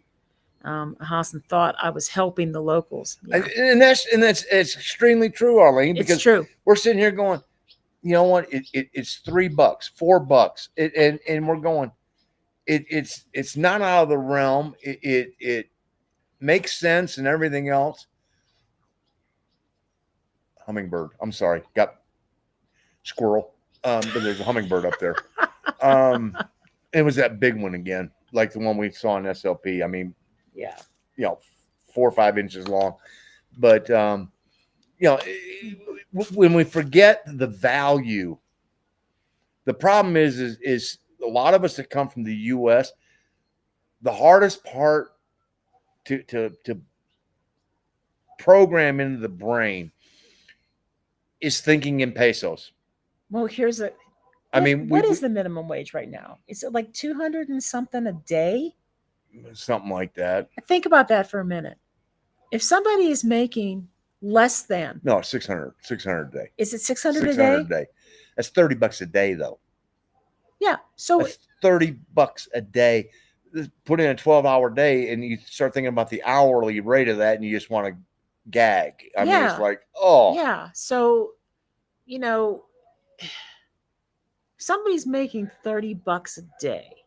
10% is $3. $3. That's what they and expect. if you put in an 8-hour day, you're still under $4 a day, $4 an hour. Yeah. I mean, Yeah. On tips. that's Yeah. just it. So Yeah. the thing, she has a hard time thinking in pesos. I know. I've adapted to I that have to faster constantly. than she has, because especially, and I can tell because when we shop, she go, "So what is that?" I know. And And I have to keep thinking about it. and it is difficult to do. You have to stop thinking in dollars and start thinking in pesos, and that is a difficult thing to do. I'm getting there. It's just slow. Any profits are absorbed into admin costs, and that is absolutely true Yeah, with those nonprofits. bonuses for the higher ups. That's exactly it. That's how it works. You're so right about the corruption in both Mexico and U.S. It is exhausting. It is so exhausting. And it's such bullshit.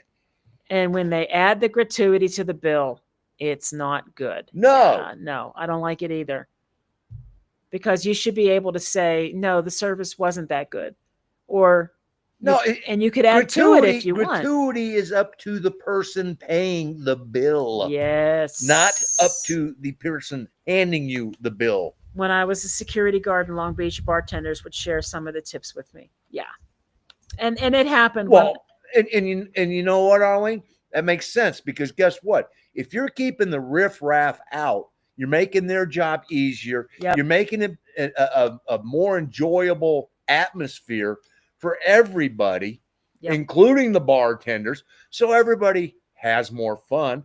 You have more fun. You spend more money. You spend more money. You tip more. So, I mean, that's but me as a kitchen staff, when I used to work at a country club, to have the servers come back and give us some of their tips, that was a nice thing to do.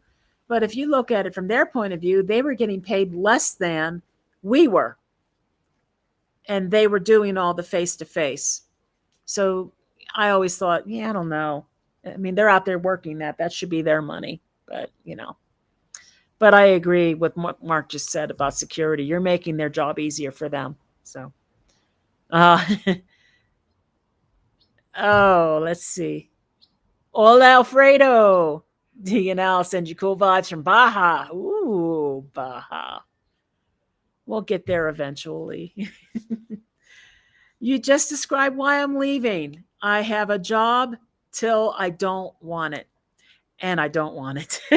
That's what happened when we came down. I couldn't take it anymore. Wrong job makes your life bad all the time because of the psychic drain. Yep. It's true. And I love what I do, and I'm very good at it. But you gotta have good teamwork, and you gotta have a decent manager. And if you don't have either, you feel like you're carrying everybody all the time. So enjoy your tip. I'm Gastonia the weekend after Labor Day. In out Charlotte. Adios. I'm sure you meant trip. Charlotte. I'm sure you meant trip and not tip, but yeah. Tip is on the tongue. So let's see. Yes. Since July. Okay, so yes, they are on a trip. We are in the States, been here since July. We leave in October. Hopefully she's Oh, getting better. Mama, Doña is sick? Well, you're taking that's No. Lisa that's typing that. Oh, that's true. I just assumed it was Just I'm Doña Sue, but maybe it isn't. Okay. Um, autocorrect. Hola, Wilfredo. Willie. How you doing? See, so and this is true. You're still living among nationals. We are. We are here. I mean, and this includes even when you're out and about and you're tipping, you're still living among nationals in that way too. But in this country club where we are, while we are living on the higher end of Ain't no English being spoke. There's no English here. These are nationals that live here. These are businessmen, retirees, the army general dude.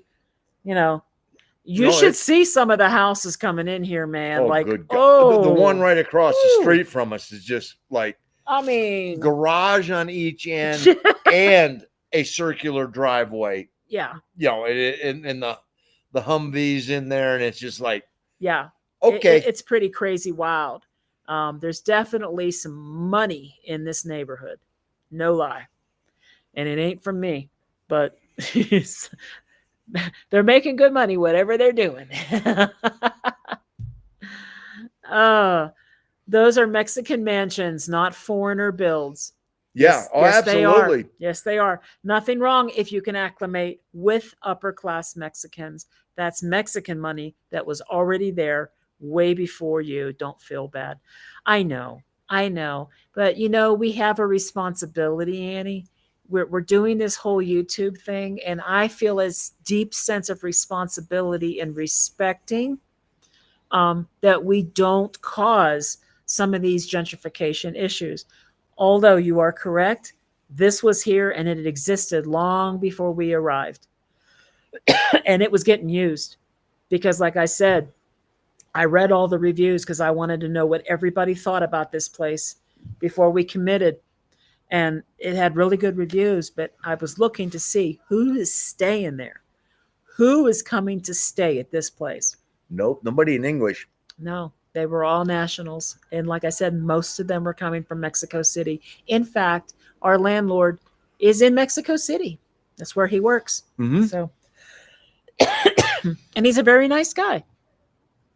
No, minimum is in the 200s per day. Per day. That's what I said. Okay. That's what I said. So it's in the 200s per day.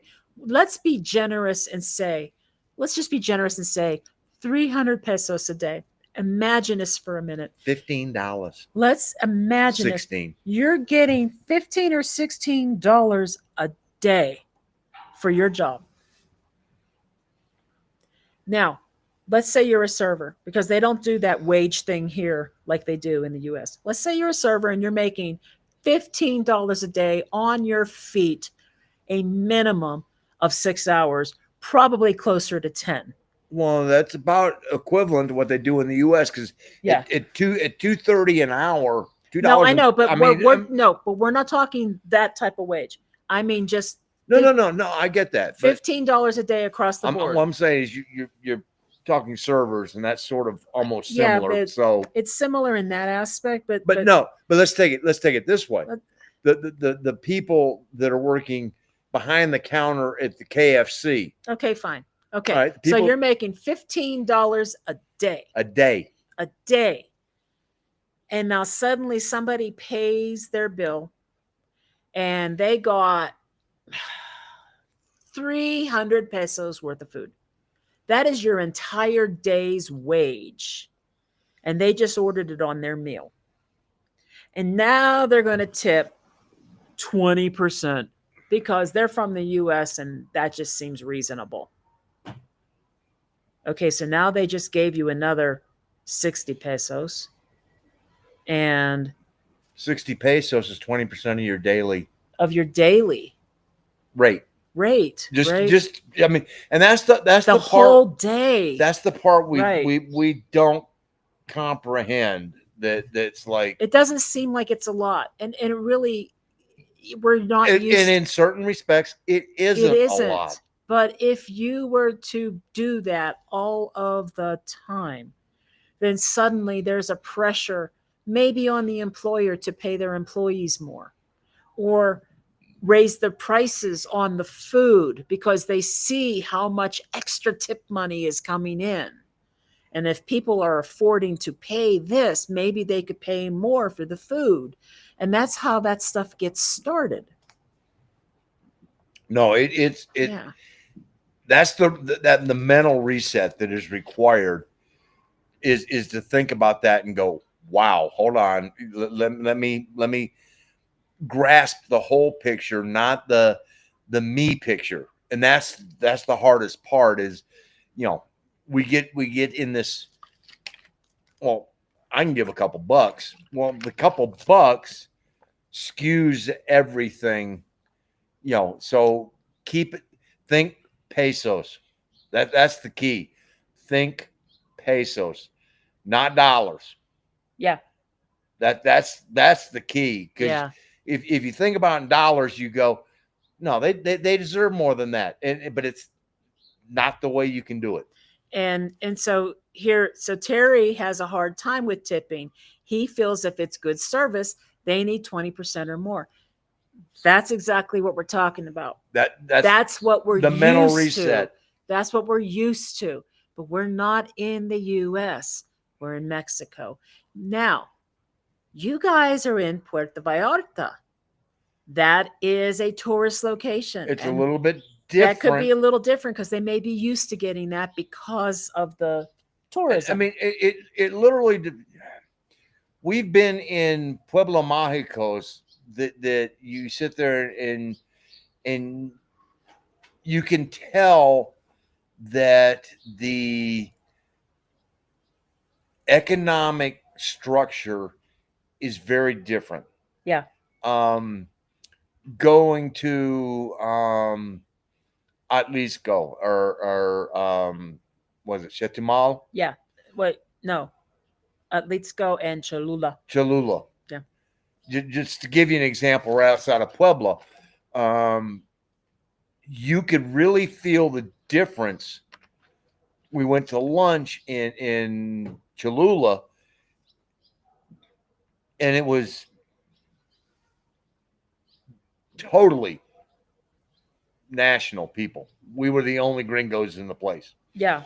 And you can guarantee the nationals are not tipping that high. No, and it was a nice restaurant. It was a very nice restaurant. Yeah. Had a great meal and everything else. And that was one of those where the temptation was there to go, well, let me pay a little more, but we didn't, because it was, you went, no, this is just do as the normal, when in Rome, do as the Romans. Well, Yeah. when in Cholula, do as a Cholulan. So, that's a good point. If you're in a place and you're eating, for example, and you notice it's full of tourists, and if 20% is comfortable to you, you're probably on par with what a lot of them are paying. But do keep in mind that Europeans tend to not tip that high. no. You're So, French at the next table. Yeah. So, I mean, it kind of just depends. But then if you're in a place like he just said that is full of Mexican nationals, they're not tipping that high. You really shouldn't either. You want to tip a little bit more than 10%. Like I said, like the 15. Well, again, depending upon the quality of the service and everything else. But, looked around and yeah, we were the only gringos in this place. And it was good, though. Oh, it's very Very good. good. Very good food. Hey, Dave. I just learned this. All waiters split tips at the end of their shift. Very common here. I believe that. That happens in a lot of places in the U.S. as well, which in the U.S., because they have server wages, it's kind of like the employer's way of, number one, not having to pay their people, and number two, a way to get to incentivize, I cannot say the word, to provide incentive for their employees to work hard. You're trying to go with incentivization? Thank you. You're welcome. So it's a way to get them to put forth their best effort, because you would think that your best effort would garner you a larger tip. I get that. But if you work for an employer that also makes you share all your tips, then where is the incentive to work harder when the lazy person over here gets to share your tip? It's kind of like the job I'm working right now. I was just sitting there going, gee, this sounds real familiar. Why should I be closing out and knocking out 180 tickets when this other person has done 62? Kind of like that. And we get paid the same. But I wondered about that, Dave, and I think that makes sense to me, that they would probably share the wages, the tips earned, because they're all getting paid a standard daily wage. And again, that's why we like to pay our server in cash. In cash. Because if he were to go, oh, they gave me a 50 peso tip and we gave him a 100 peso tip, let's all split the 50. Okay. Yeah, I mean. And it is Doña Sue. I hope she's feeling better. Yeah, we hope she's better. Hey there, Benito. Hello, Benito. Nice to have you here tonight. Hello. And servers on average here only work on tips. They get hired. There you go. Independent contractors. Then why the hell would they split their tips? Why would they split their? I know. Going, you know what? You want to make more money? Bust your ass more. That's interesting. So I mean, they're basically on par with the people bagging your groceries. If that's all they're getting is the tip money, all the more reason that I like giving cash tips. Cash tips, man. Cash tips. This is a great idea, Jesse. Y'all need to sell a shirt that says "Think Pesos." They got to think in pesos. The hardest part, it really is and it took me a long time to do this when we would grocery shop. And I know she still doesn't do that. I try. I know, but she thinks in dollars, and I just think everything in pesos, because it's you get used to seeing the prices in pesos, and you're like, oh, okay, yes, I paid this many pesos the last time. When you're shopping, and let's say you go, well, I just bought that for $3.50 2 weeks ago, and now they want $4.50. I'm still there. Mark is doing that in pesos. Meanwhile, I'm looking at a box of cereal, for example, and I'm trying to convert it from pesos to dollars and going, wow, that's a lot. When really he already knows how much he's paid for this before in pesos. And he can say, no, that's what it always is. Or, yeah, that's a better price than I used to pay. There are times, let's just use the box of cereal for an example here. Mm-hmm. Every once in a while we will run across, and folks, I'm still just a big kid. I'm 64 friggin' years old, and I'm still just a big kid especially when it comes to cereal. And oh man, they got Captain Crunch. Captain Crunch. I'm like, oh, and I ain't talking, no Crunch Berries, no Oops, only Crunch. I'm talking Captain Crunch. He won't even take the peanut butter crunch. God, no. It's Captain Crunch. But when they're selling it for, 160 pesos a box or more, and I'm starting to go, $8 a box for Captain Crunch? Like me some Captain Crunch, but no. No, but he can get a box of Cheerios for what, 75 pesos? Yeah. And I think the most we splurge on cereal, if we're going to talk cereal, would be we go to about 85 pesos when we find the frosted shredded wheats. Yeah, frosted mini wheats. So, that's those yes. That's like a snack item for me. Get me a little cup of coffee or a glass of milk and just a little tiny bowl of those mini wheats. Better than cookies. Let's see. Tipping rebellion has begun in the U.S. It's insanity. I Yeah. mean, that's all I can say. It's insane that people expect, and that's the problem. They expect to get, and if they worked for it and busted their butt and went above and beyond, that's one thing.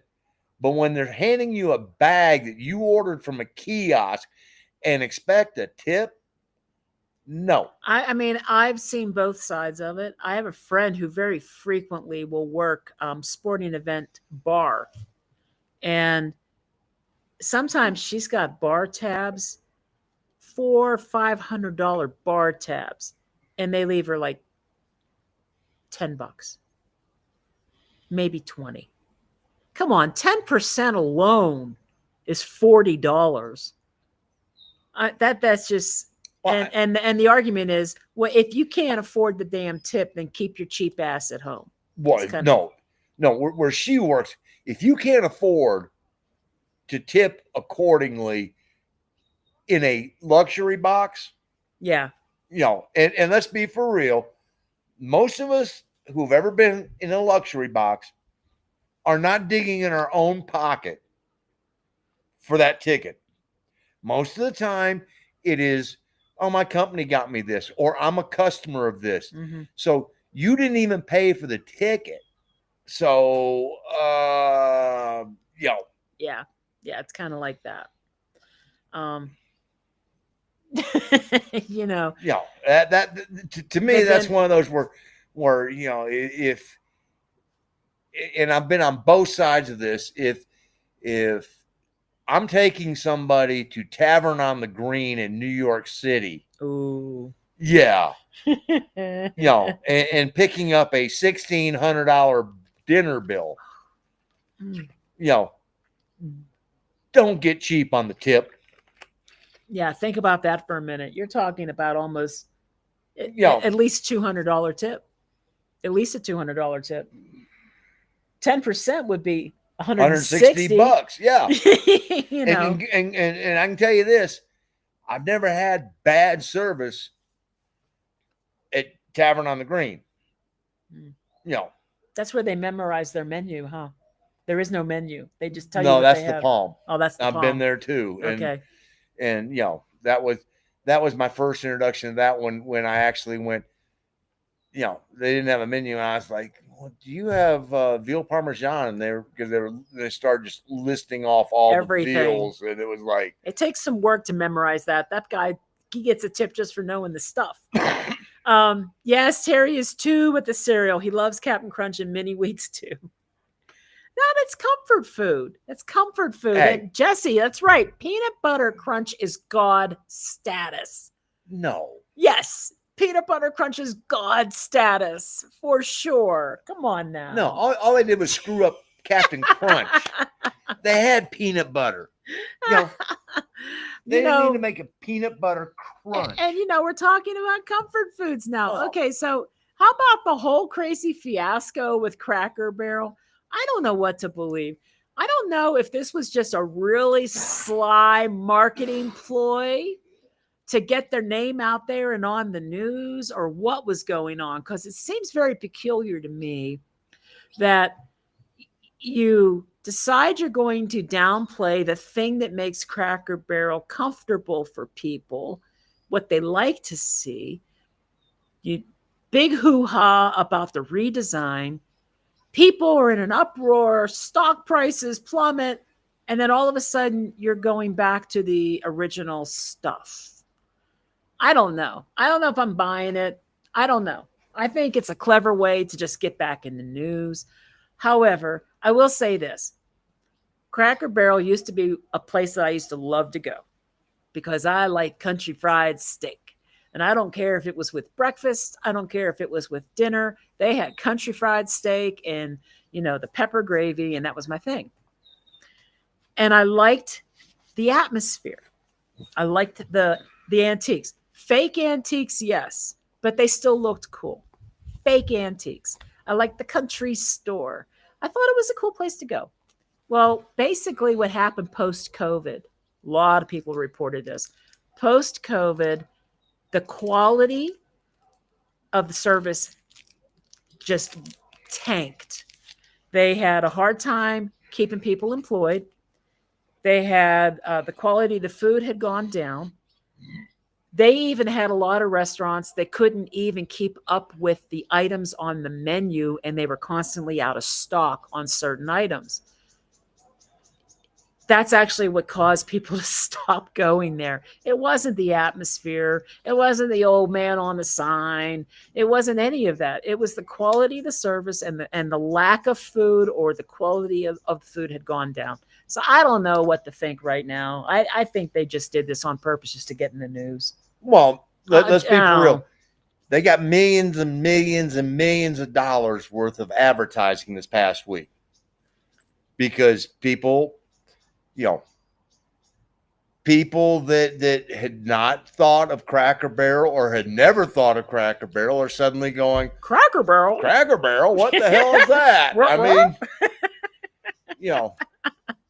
I know. It's not like we would go all the time. It was just like a once in every couple of years thing, but it's just this hoo-ha going on right now. It just blows my mind. Okay, got a question about your Led Zeppelin. Hi, Julia. My husband insists I ask you where you got that Led Zeppelin shirt. Ain't it cool? You know what? It's not authentic. The guy. No, because I mean, John Bonham never had hair that did that. The guys that they drew don't even look like the guys. No. So this was somebody's artistic expression of Led Zeppelin, but it's a nice shirt. And the logo is pretty cool, and it has all their song titles. Yeah, it's cool. It's a cool shirt. So where did you get it? I'll put it in the chat. Rayura. I don't know how to spell that. Rayyaura. Rayyaura. Yes. Cool shirts. So I put it in the chat. And folks, I've got more, and I got more coming. So, because they have a shit pot full. I mean, I just placed another order to pick up when we were up there, and I almost got one that was from Piggly Wiggly. Oh, no, you didn't.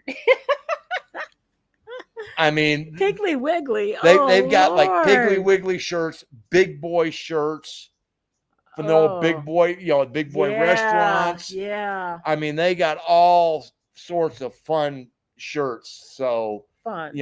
And so there you go. I also have a tendency to convert all the prices from pesos to dollars to decide if it's a good deal or not. I do that too.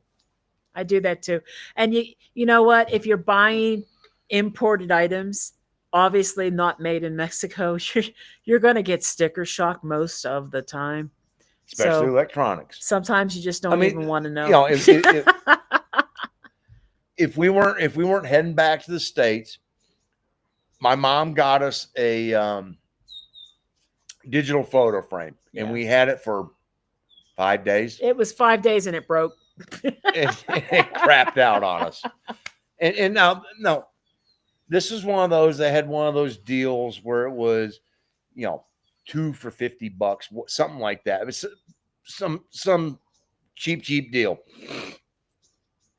But I really got used to it being there, showing the pictures. I really liked it, and it crapped out. So I looked at Amazon Mexico to replace it, and then I looked at Amazon US, and I went, no, we'll pick it up in the States and bring it. Why don't you let me look on Temu?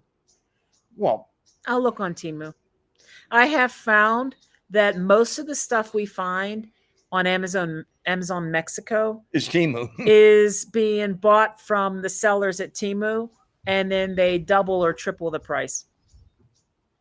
So if you're willing to wait for air delivery, it took about a week and a half, about 10 days.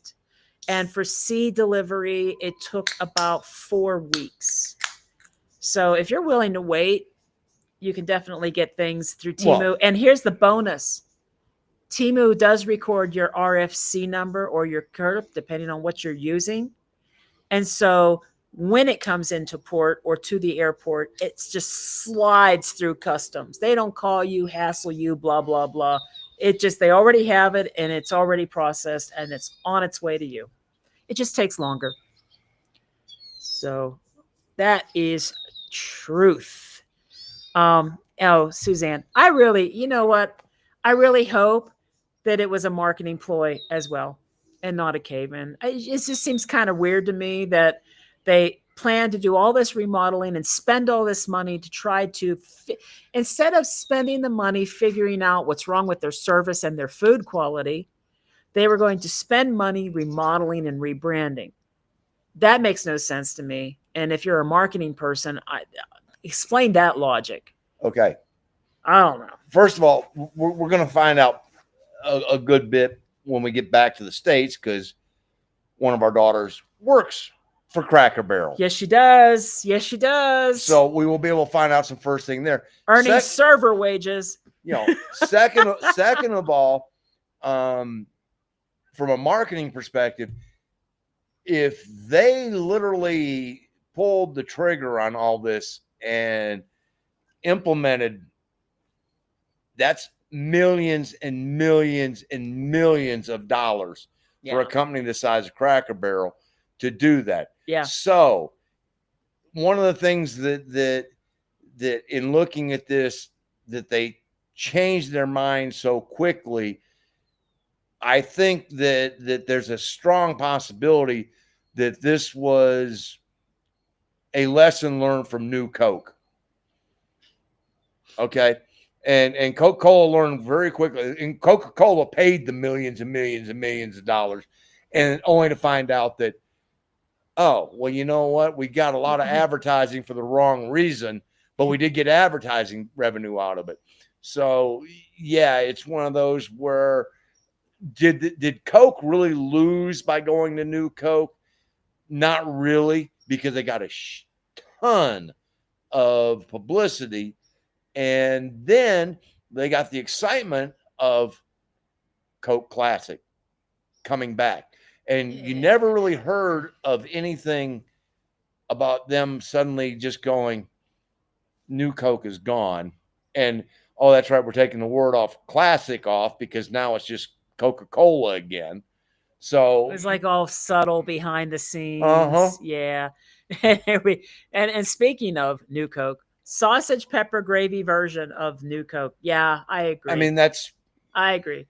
But I'm still going to stand by the fact, unless they changed it, I thought their chicken fried steak with sausage with the pepper gravy was good. And somebody made the comment, I can't remember where we heard it the other night, but was like, one of the things you go to places like Cracker Barrel and Waffle House for is consistency.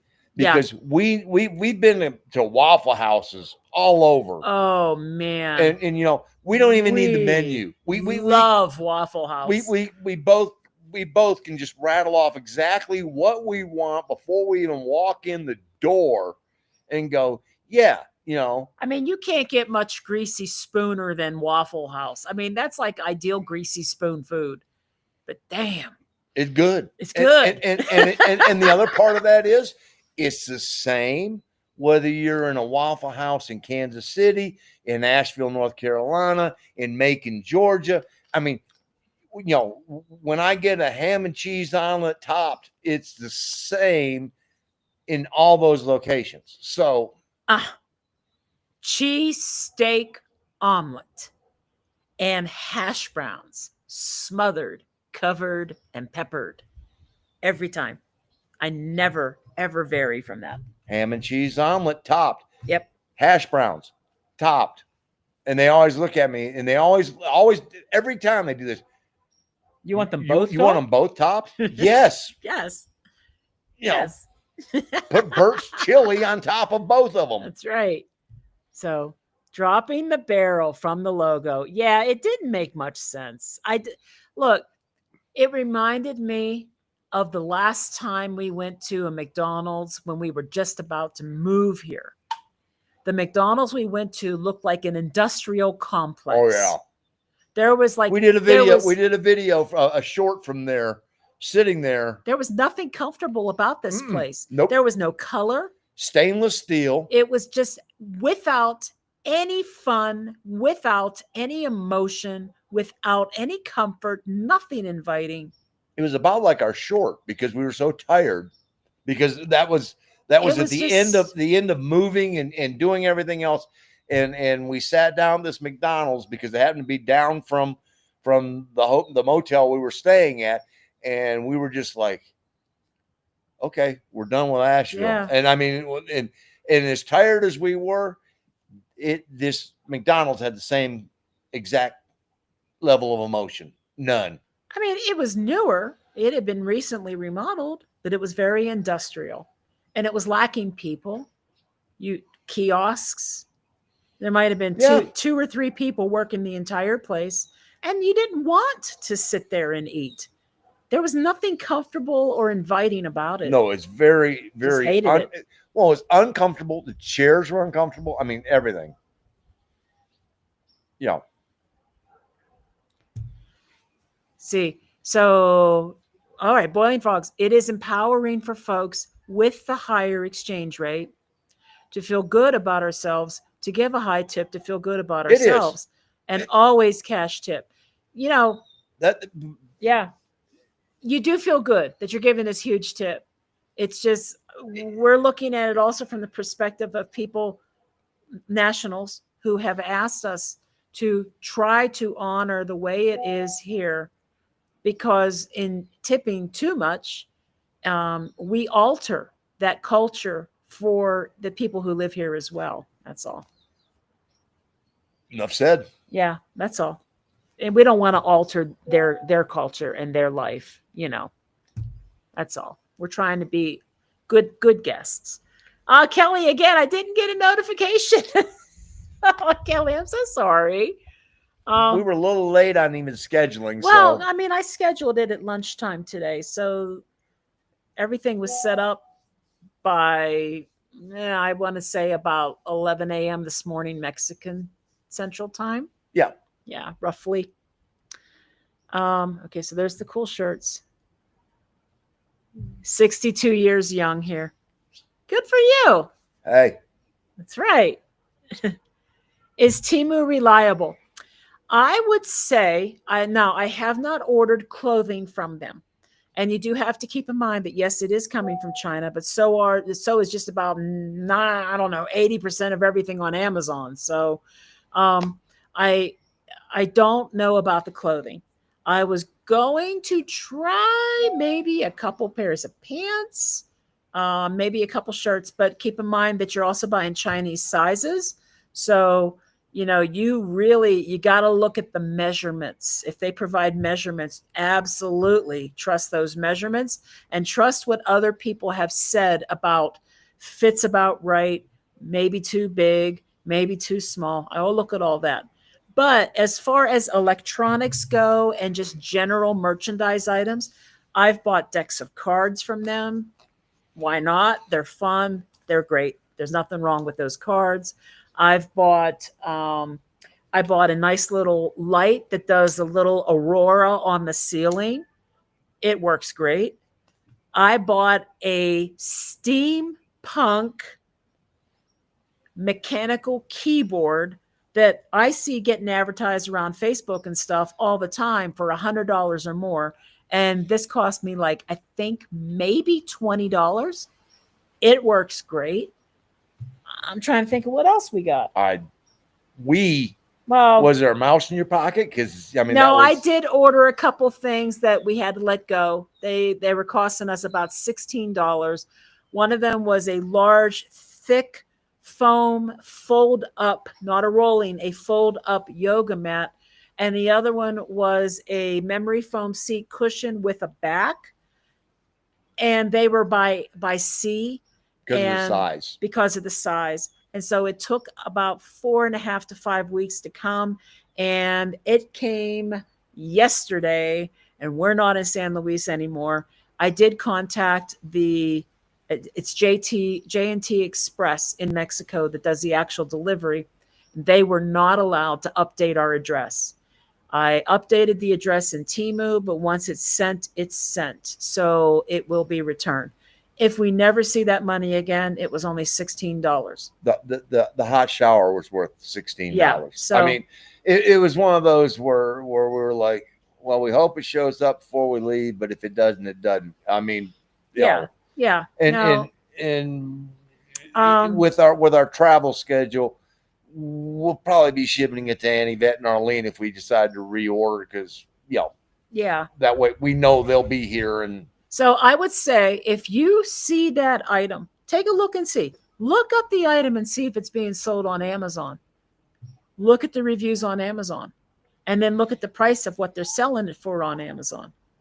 If it looks just like that, it's the same item, same product, and you're seeing it on Temu. And somebody's over there smart enough to go, let me buy 55 of these and sell them on Amazon at 5 times the amount, and go, okay. This is why they started asking for the RFC, because people do that. They bring things in, import stuff in to sell them on things like Amazon.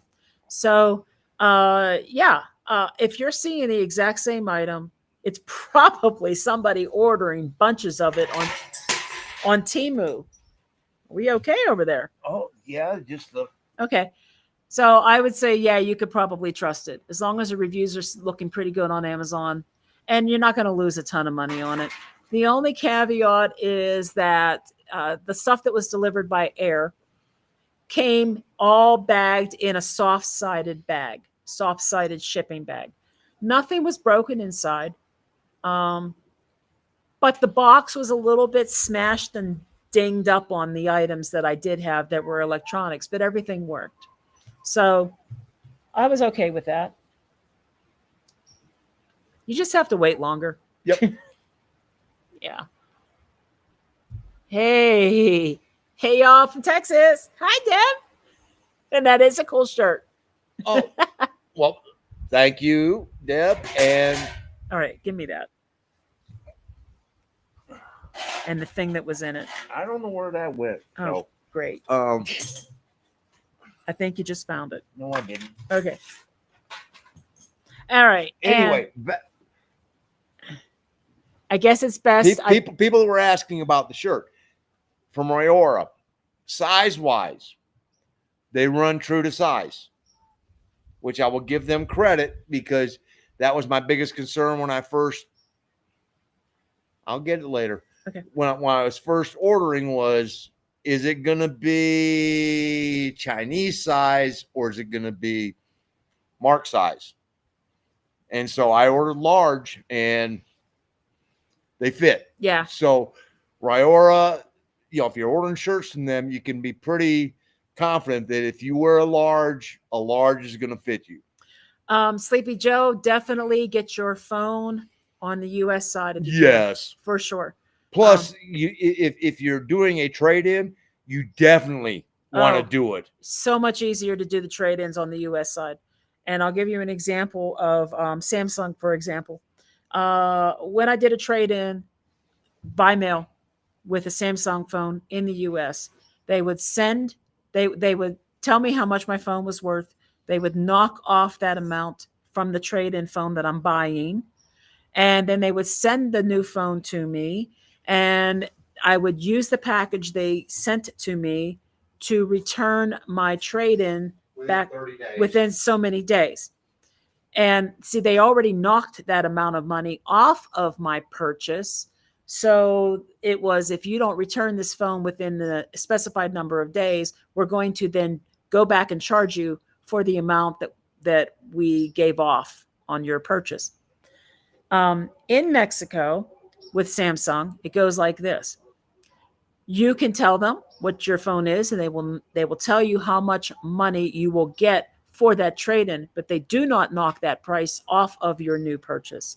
You pay full price. It is going to cost you more. And they do send it to you in a package, but they don't necessarily communicate real well and tell you whether they want you to use that packaging to return the trade-in to them. You don't necessarily get the right address and everything immediately up front. Then eventually somebody's going to email you and tell you, okay, send your phone here within the next 5 days. Like what? Then you got to send your phone on your own dime. Pretty much, I think it was. I don't think, did they give us free shipping to send the phone back to them? I don't think they did. No, but Yeah, we had to go pay for it. It wasn't a lot, but see, you have to go buy a box. I didn't even have the box anymore because they didn't provide any of that information. So I had to go buy a box because the FedEx didn't supply those and you couldn't buy them there from them. So I had to go buy a box. I had to go to the papeleria and do that. Get everything packaged up. Even the label, I had to go get that printed. That was after 3 trips Yeah. to stores to try and return it. Yeah, well, beside that. Anyway, Yeah, the whole point is I had to go to the papeleria. I had to get a box. I had to print out the label, then take it all back to the FedEx, pay for the shipping. They did get it. I only had like 5 days to do this in. It was crazy. And I'm like, you know what? I've been waiting like 30 plus days for this information. And you're telling me I have to do this within 5 days or I don't get my money on the trade-in? What? So, and then I had to have a bank account for them to directly send the payment to. Back to. Like they wouldn't just, I don't What are they going to do? Mail you a check? Yeah, I guess they're not going to Mexico. But that's how it is. So then I had to go and get a friend to accept the payment on my behalf. But then she had to go to the papeleria and get some kind of like document signed saying that she was authorized to get the payment. Oh, it was a lot of jumping through hoops. Yes. Get your phone in the U.S. El Norte. For real. For real. Unless you just sell your phone online, sell it online and just outright go buy. Yeah, if you just want to do a private transaction, you're good. Okay, wait, what? Have y'all heard John Mulaney's set on Waffle House? No. I don't think so. I think I need to look that up. I missed it by being late. Are you in the U.S. or Mexico? We are in Mexico. We're in Querétaro. We are home. We will be in the U.S. in September. Yeah, 3 weeks. For about a week from today, we will be there for about a week. Beach trip. Oh, and this wasn't actually. See, it does take a few weeks to a month. Yeah. They're not quick. And folks, if you're ordering shirts like these, Royora is not quick either. It normally takes them, give or take, about a week to 10 days to ship. Just to ship. And then, depending upon, most of the time it's going to be because they just, like I got 6 shirts and they couldn't hold it for all 6. They had to put 4 in one and 2 in another. And then they drop them on a plane and ship them. So, but it is one of those places where the more you buy, the better the discount becomes. And if you get 5, you tend to get the 6th for free. So, and they run about $25, $26, $27 a shirt. Now, Anna, I don't know if you know this, but it is against the law in Mexico, as far as Q RuPaul has always said, for any restaurant here to automatically add in a tip. That is correct. In fact, you can report them to Profeco and they will remove it because they don't like that. So I'm really sorry that they added a 20% tip automatically. They're not supposed to do that. And unless this is new and laws have changed, Q Ru even had a card of, things like that you could, when he was hawking his card type thing for a few bucks. But it was helpful. It was good information. But they're not supposed to do that. Bad Argentinian steak restaurant. It's all Crystal. Don't blame me there. And what lights are you using there? Well, right now we have these LED. Yeah, we got two stands of LEDs that just, really. we were able to pick them up at Amazon Mexico, and it cost us maybe $30. I don't know. We also have the standard strings of patio lights. Yeah, well, those aren't really doing much. I mean, it's more Oh, these that it are is. doing the And you can see his lights that he's talking about back there. reflection in the. Yeah, and you can see the computer reflecting Yep. back there too. But no, they're great lights. They're inexpensive. They're light. They come in there's a set of three lights, and they come in a small container box that we've carried around now. When we first got down here, I actually had the umbrella lights and all of that, that took up a huge amount of space, and space was at a premium. And we actually left those in Tulum, and told our host, if you're doing any, because she was doing a lot of other housing there, and look, if you're trying to you do any videography or photography of them, use them, because we're not taking them. We got these and a lot less space. Yeah, I mean, like it's nice to have the umbrella because it helps diffuse and filter, which is nice. But one of the umbrellas actually had broken. Yeah, Well, I mean, they had made it 18 months through Mexico, and lots of packing, unpacking, and yep.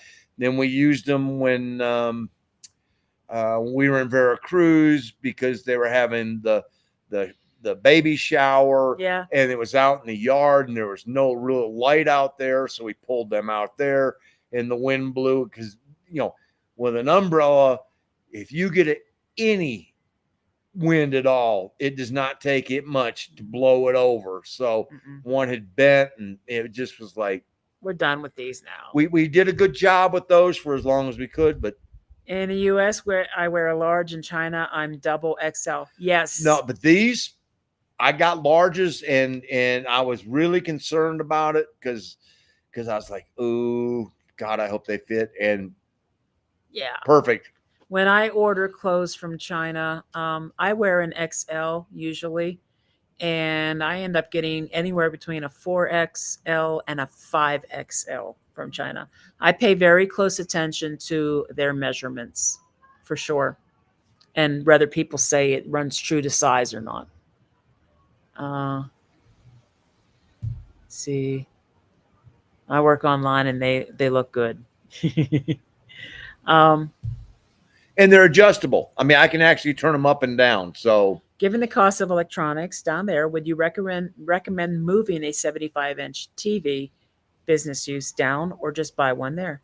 Well, TV wise, we didn't notice much difference. there isn't much difference in the price of a No, TV. because Yeah. right behind us, you can see that right That stand. there. Yeah, the This. stand.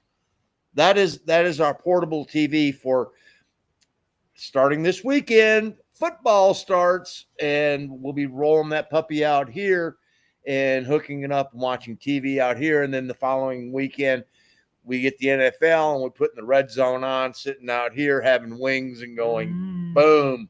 So, and that was a 55-inch that cost us $300. about $300. About $300 And through Amazon, in fact. Yeah.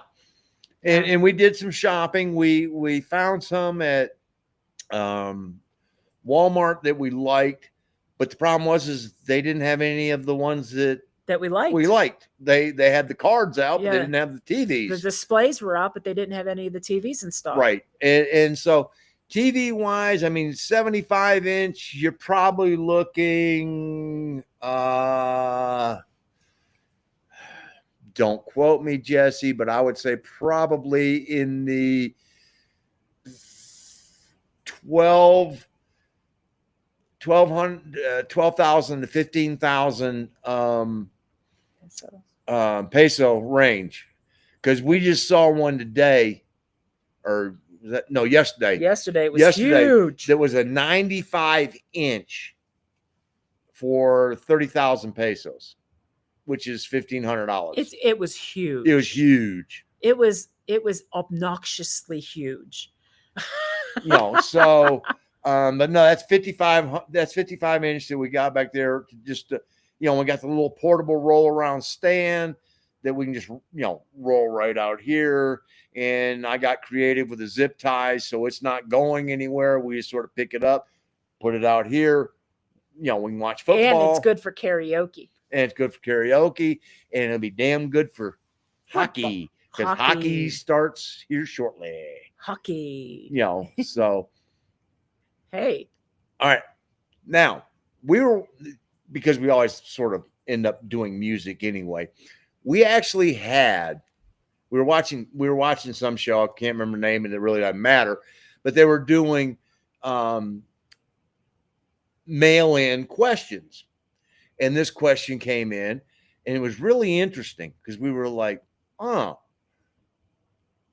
what song makes you happy? Oh, yeah. And she instantly was like, boom, I know what song makes me happy every time I hear it. Magic Carpet Ride by Steppenwolf.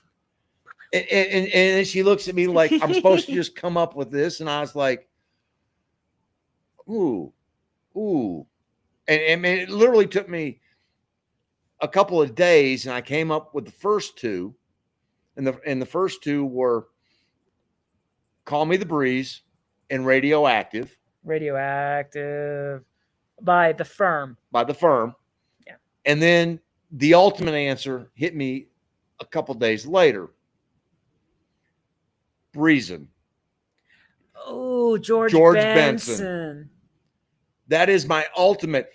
I don't care what mood I am in, I hear the beginning of that song and it just changes everything.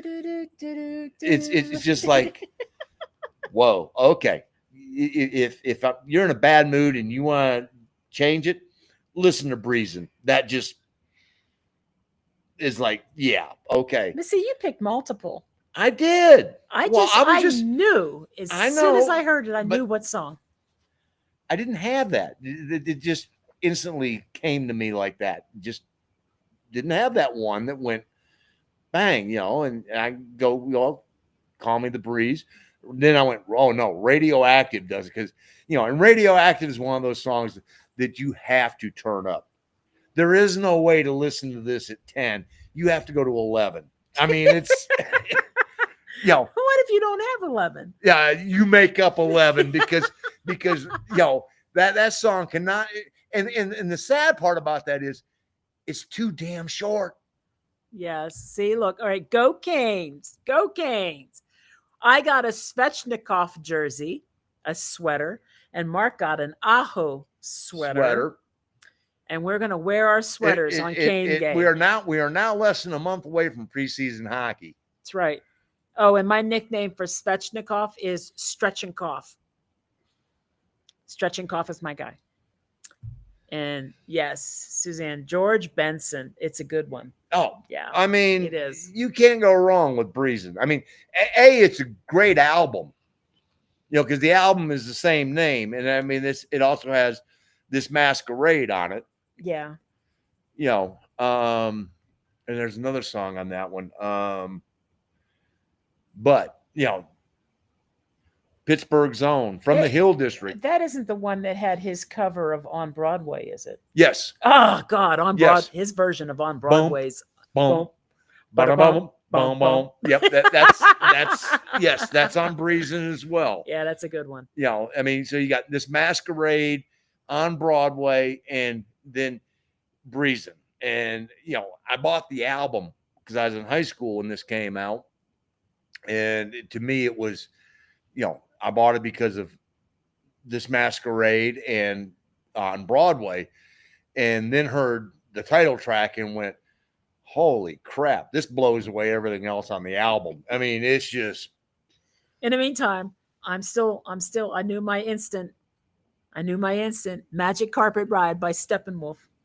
John Kay and Steppenwolf. Yeah, whatever. Yeah. Steppenwolf. And that was my instant. Yeah, there's a lot of songs that make me happy, but always that one comes up. The other one that really comes up, though, kind of secondary to that, is Hold the Line by Toto. So good song. I know. I mean, how can you go wrong with that? But I like to dream right between the sound machine. That's my song. Right? I don't know. Yep. I would never have figured it if you were going to say one song that it did not have to do with the Who or with Genesis. It's all, but I know. just I always. just, That's like you know, definitely. That's the type. That song makes me want to get up and dance every time I hear it. well, Just it's one of those. yeah, Suzanne, I can honestly say that, you know, the best concert I ever saw was because of George Benson. Mm. George Benson opened for Ella Fitzgerald. And I went and saw George and this was in Swope Park in Kansas City, Missouri. It was one of their jazz in the park nights. And I was about to leave because I was like, I came to see George. And I stayed and am so glad because I had no appreciation, none, for Ella Fitzgerald until that concert. And then I went, oh my effing God. This woman Shame on you. can flat out say she did a version of Old MacDonald's Farm during this concert, and the hair on my arms was standing up, and it was just like, you know, it just goes to show that if you can sing anything. True. This is true. We've got some favorites coming up here. How about wait, let's go here first because I didn't want to skip Annie. I love that song, Annie. And I especially like it when they get to the part that goes, you don't really want to stop. No. I love that song. I had that on 45 for sure. I remember the video for that one. Wow. And Bohemian Rhapsody. That whole album. A Night at the Opera is that is Queen's opus. Yes. Bar none. And what a lot of people don't realize was the shit that went on, because guess what the B-side of Bohemian Rhapsody was? I don't know. I'm in love with my car. Oh, that's a good one too. And Roger Taylor made half the money. Did he? Well, he was the one that wrote I'm in love with my car. So all those sales for Bohemian Rhapsody, 50% of those went to Roger Taylor for writing I'm in love with my car. Good for him. And Brian May to this day goes, really? We put that piece of shit song on the B-side. I like that song. I get that, but Roger May was just like, really? Brian May. Brian May was like, oh, come on. Oh, well.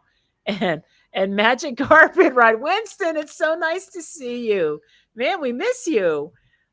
Magic Carpet Ride is Harley riding music. It is, but I still love that song. I mean, I just get up and I'm like, that's one of those songs that you sit there and you sort of go, instantly it takes you back, because I know how old Winston is, and I'm not going to go into this with everybody, but it takes you back to 69 to Easy Rider. And that's just like, okay, Look at that. Yeah, great. I'm laughing at the George Benson startup of Broadway, right? It's true though. It's I mean, it's such a good intro. I mean, It's true though. Oh, so fun. It is a great intro. Given y'all are such huge music people, how's the concert scene in Mexico? Do our oldie people's bands tour down there? You know what? Yes and no. Yeah, we've only seen Chicago. Chicago came to Querétaro, which I thought was kind of weird. Rod Stewart is also coming to Querétaro, which I think is kind of weird. Now, Marilyn Manson played the San Luis Fair and pulled in over 230,000 people. Incredible. By far, their biggest crowd that Marilyn Manson ever Yeah. played to. Yeah. Now, And they're going to be going, San Luis Potosí loves Marilyn Manson you because they know, got 230,000 people to show up at a Marilyn Manson. now, to be fair, it was a free concert that the city paid for. You know, when it's free, it makes it a whole lot easier to want to go to it.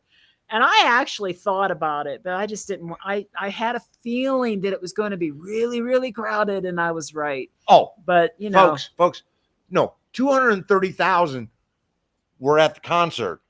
There were over 400,000 At the that day fair. at the fair. yeah, And she'd have been going, no, get me out No, of that's here. just too much. You know, Steve Hackett, who you may or may not know, was a guitarist with Genesis up until about 75, 76? 77, I believe. And Steve Hackett has even come to Mexico. Most of the time, what happens is these other artists from outside of Mexico, they tend to hit really large cities, almost always Mexico City. And we've seen them kind of go maybe to Querétaro, possibly to Merida, just kind of depends. But most of the time it's Mexico City. They do come here. I mean, Metallica did 4 nights in Mexico City. I mean, and sometimes at the border, the California state border, U.S., there's a fairgrounds on the Mexican side, not too far away. I can't remember what it's called. And they'll play fairs, things like that. So we really haven't gone to a lot of concerts with artists that we're familiar with because most of the time they're going to be going to places like Mexico City. So, but they do come here. And I mean, I'm still kind of amazed right now that Caifanes, the Mexican band Caifanes, was just in Canada. Like they were doing Montreal, Toronto, and I don't even know what else in Canada. Like I wish that they deserve it though. They do. They flat out rock. But as far as like bands you're familiar with, Mexico City, that would be the biggest place to see them. Yeah. And even then it's few and far between. I mean, yeah, for sure. That's why we do karaoke. We get to hear who we want to hear. I'd rather go blind. Ella. There you go. There you go. Oh, God. Good one. Magic Bus by the Who. Now you want to talk about a good version of I'd Rather Go Blind? What?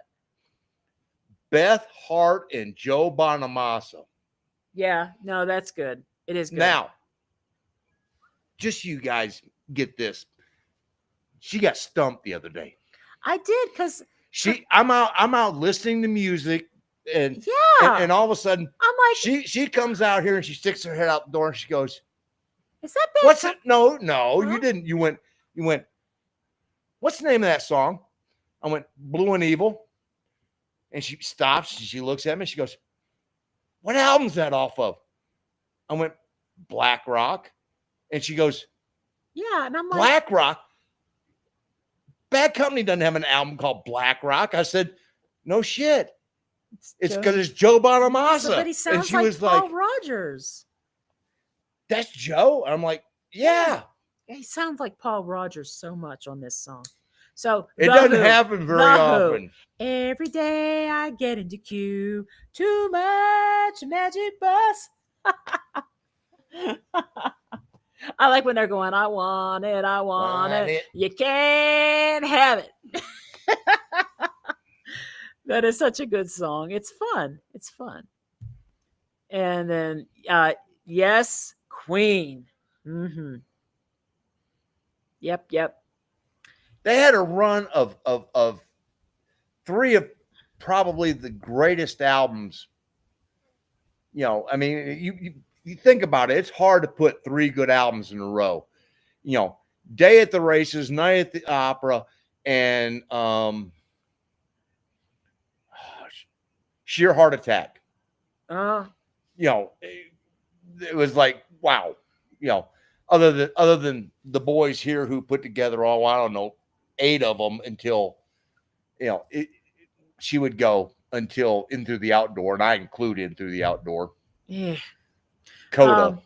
76, Queen were in Boston, stayed in the same hotel for 2 days in an elevator with them. Amazing. That's pretty awesome. That's awesome. That's a good memory. And Winston says, you called it, Mark. It's you hear Magic Carpet Ride, you automatically think of Easy Rider. That's just Yep. And by the way, Winston, you and Terry want to experience Querétaro? You know where we are. Yep. You know where we are. More Than a Feeling by Boston. Yes. And it took me a long time to realize that he was saying More Than a Feeling when I hear that old song they used to play. I'm like, damn. Well, that's because most of us can't hear that high.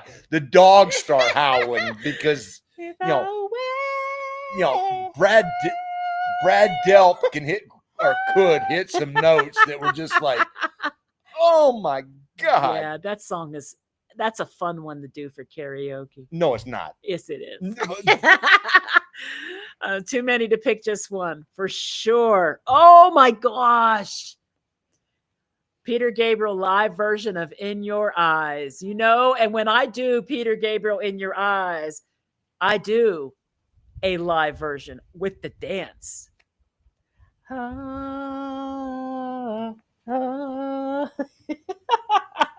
She does. I do the whole dance. Yeah. No, another one that will automatically make me happy. What's that? The Core. Oh, The Core, Eric Clapton. Yes, that's a good one. And we like to do that one for karaoke because that's I had to learn it because he wanted to do it, and I had to learn it. But it's a little hard to do from a female perspective, but I get better at it. Yeah. I had to isolate her vocals. I have an AI program that can split out vocals and instruments and everything else. And I had to isolate her vocals to figure out exactly how she was singing it. And that's when I realized that Eric is singing it in a unique manner as well. Yes, he is. He takes his harmony down. Yep. Which was different. So it's kind of cool to break it apart and listen to it that way. Another song that I like, a lot of people don't think of this song in this way. It's Let My Love Open a Door by Pete Townsend, but not the original release. He has a remix version called the E-Cola. Not Ebola. E-Cola mix. It's been slowed down and stripped down, and it's really very, very, very pretty. And I love that version. It is not on karaoke, but it will be. Another one that makes me happy because it makes me think of you. What? Spring Fever. By Nantucket. I like that song. It's a song that even when we know the band, and we've been backstage with the band numerous times, they don't play it that often. No, they don't. And it's off their very first album, but I got so excited that one time they finally played it. I was so excited. And for those of you that are listening that go, you know what? They listen to some off the wall music. Listen to the first two Nantucket albums. Those are Nantucket. I just thought of one. Clear as the Driven Snow by the Doobie Brothers. That makes me thought happy. she was going to pee her pants. I'm so excited. We were at a concert with Santana and Doobies. Doobie Brothers opened for Santana, and they decided they were going to do most of the Captain and Me album. And they did Clear as Driven Snow, and she was just like they started out. If you don't know the song, it starts out with like a little noodling, and and it just starts over again. And I was like, no! And I got all excited. And I started screaming, and all these people in front of us started laughing because, well, they don't play it that often, and I was excited. So and Yeah. and it gets kicked butt in the middle of it. I mean, it's just like it's one of those that Dun, dun, it dun, dun. it starts out one way, then all of a sudden, boom, boom, boom, boom, Yeah. and then it's like they're building, and Yeah. they literally do build, and then all of a sudden it's just like here they go. Yeah. It's a good song. And Annie says, "Ah, I love when you guys sing the core. Totally makes me happy. It's so fun and feel good." Yes. Well, it's good tune. It is. And yeah, the doobies. The doobies are great. The doobies are great. And when I say that, I'm not necessarily talking about the Michael McDonald version. I've never seen the doobies with Michael McDonald. I actually prefer doobies before Michael McDonald, but I don't hate them. I don't hate them, and I don't hate that era. I don't hate that era. I just prefer before, and I've only ever seen them live without him. So No, the to me their opus is the Captain to me. oh, gosh, that's such a good album. I mean, when you're talking Long Train Running, China Grove, Natural Thing, South City Midnight Lady, Dark Eyed Cajun Woman. I mean, the hits just go on and on and on. Take Me in Your Arms. Ukiah, Natural Thing. That album is just move. He's going on and on and on. It's kind of how I feel about Quadrophenia. Well, every band has their best album, and to me, that's Yeah. that was their best. Just like Zeppelin. Okay. Zeppelin, you would say it would be Physical Graffiti. Physical Graffiti for me, for Led Zeppelin. What about you? God, it's hard. It's either between Zosa or Physical Graffiti. Yeah, they're both good. I mean, well, you put and then you put the needle down, and you can listen to the whole album, and you never have to go, "Oh, that song sucks." I mean, right. and then for Genesis, for me, it would either be Duke. For me, Genesis would either be A Trick of the Tail or Wind and Wuthering, and both of those are Steve Hackett era, before when they were still four. Those are my two favorites. Now, do I like Duke? Yeah.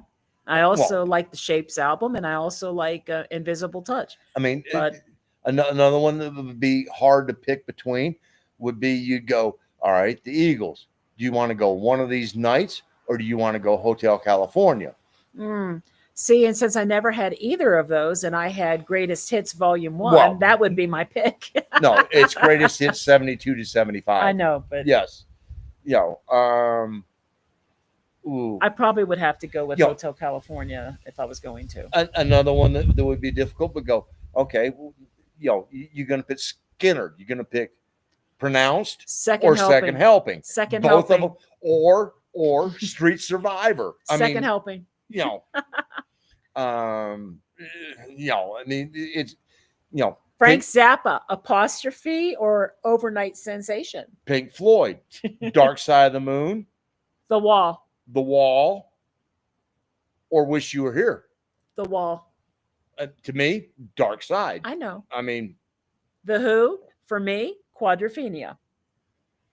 Ooh. But a lot of people are real big heavy on next? Who's Next, because Who's Next? Who's Next has the classic songs that everybody freaking knows. But I like Quadrophenia. That's just, and then you're going to throw my boy Jimmy out there. You'll have to just pick one. Well, I can't. The problem is probably my all-time favorite would have to be Jimmy Buffett, by the way. Yeah.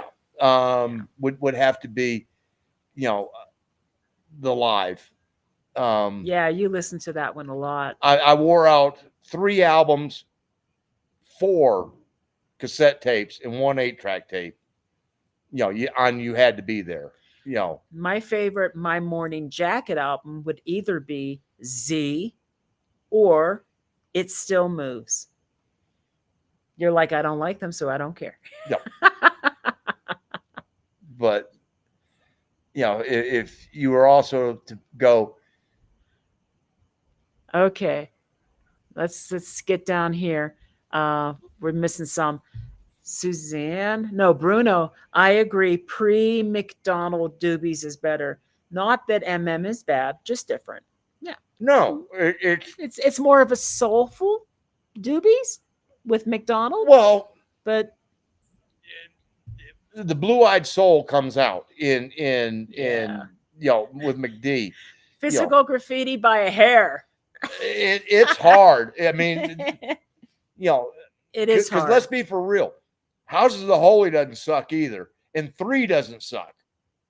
It's just which one resonates with you. Oh Lord, Jesse, what? I need to look this up.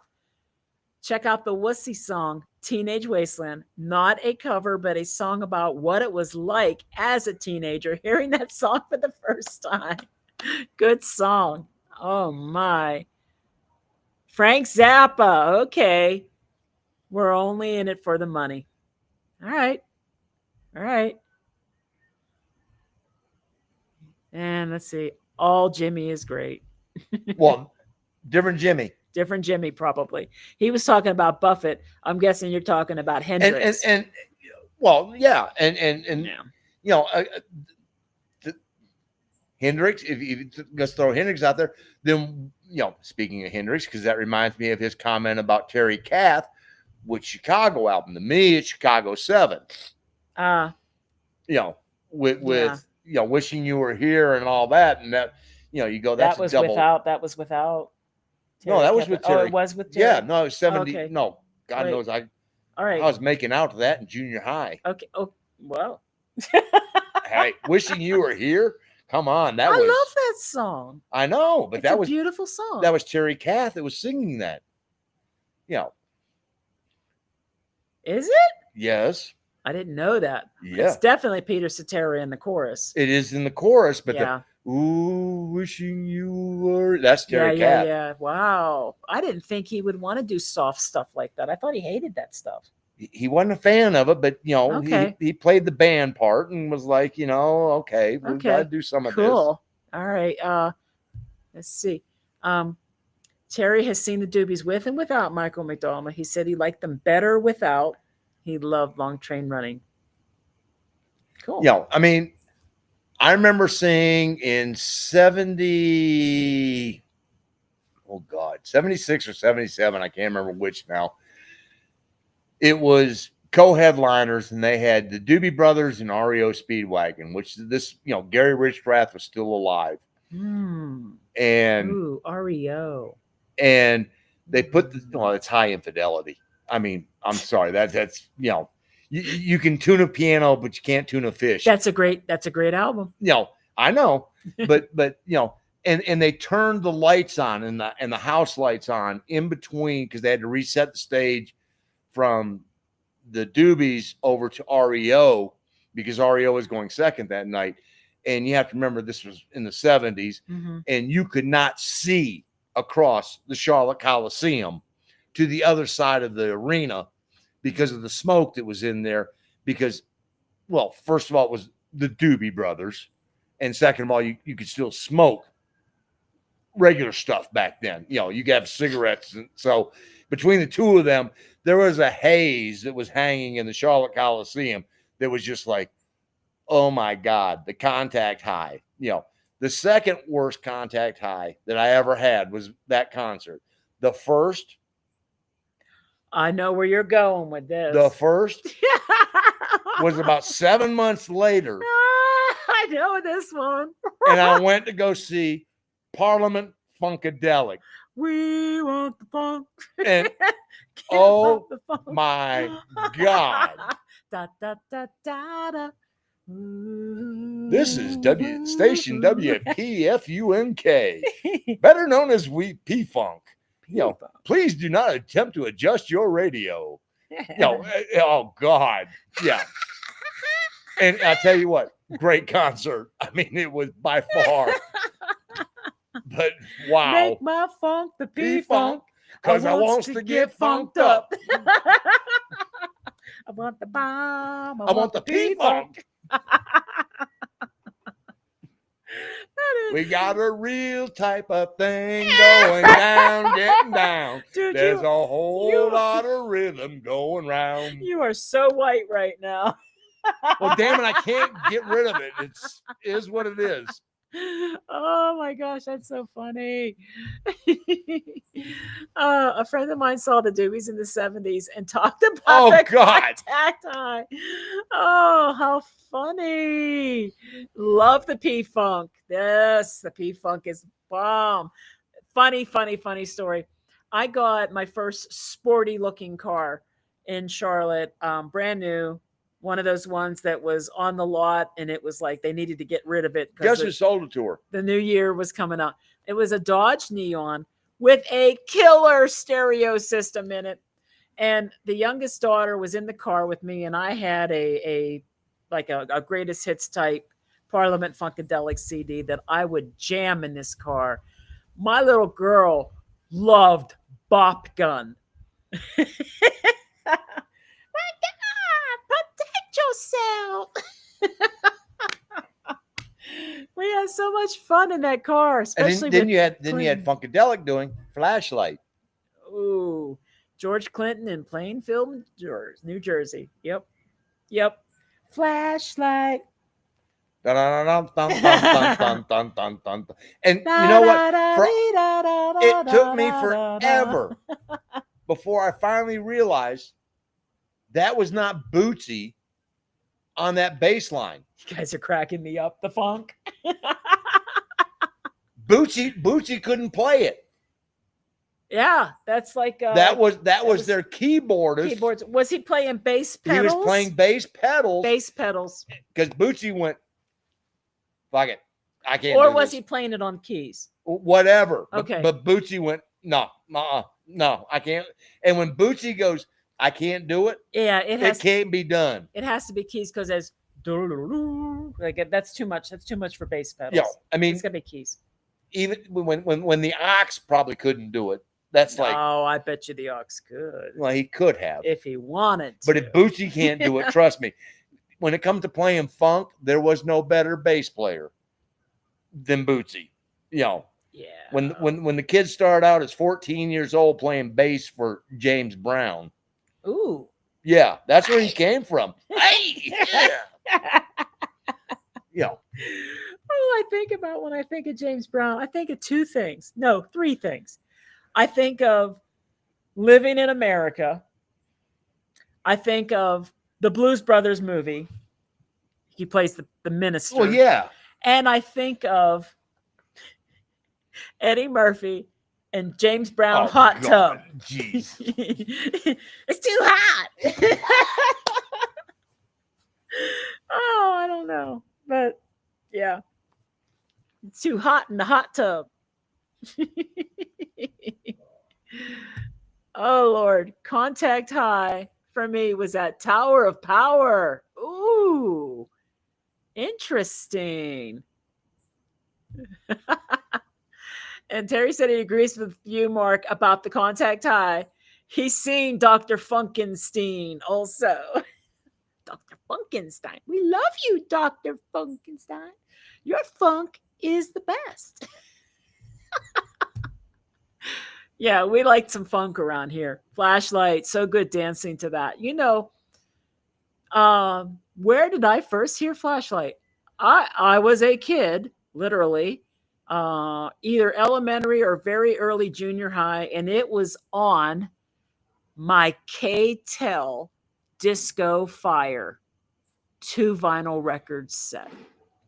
Flashlight was on there for sure. You okay over there? Yep. But then I discovered the rest of their stuff. Put Bootsy on that pillar. He deserves it. Oh, I mean, You want to talk about greatest bass players of all time? You have the two at the top. To me, you got Bootsy is number 2, and the Ox is number 1. John Entwistle from I The mean, Who. John Entwistle was really unique in the fact that he literally played brought, lead. brought lead guitar to the bass before other guys did it, which is kind of cool. Another one who was innovative in doing that as far as a bass player was Dusty Hill from ZZ Top, because he carried a lot of the melody when Billy Gibbons is doing solos. That's, Dusty Hill over there on the bass. True, but John was doing it before him. No, we're talking 1964, well, 65. That's why John is at number 1. Yeah. Did you hear me? I said another one was. Yeah. John's number 1. That's right. And the hot tub. Yes. The hot tub. That was a great skit. It's too hot. It's too hot. I do not believe K-Tel is in business anymore. And I think timeline wise, I could be wrong, but Ron Popeil, I think he was involved in that. I think that he actually started the first of that sort of business. Along with every other type of business. But I don't think K-Tel was his. I think that was another one. I think he started a lot of that. I think he started that compilation album thing with his company before he started going into Pocket Fisherman and everything. And Boutonniere and Buttonniere and then K-Tel. And then the I'm trying to remember the details. The spray on hair. When I was cataloging all my records on Discogs, I started reading up on the history of some of these companies. Pretty sure K-Tel came afterward. And I think this other company was actually maybe Canadian. Well, wouldn't shock me, but because that would have been a way around some of the publishing rights, because the laws were a lot looser back then. They hadn't tightened them all up, and it was a way of being Canadian. That I know. That makes me sit there and go, which Rush album? But I remember when I used to go into my favorite independent record store.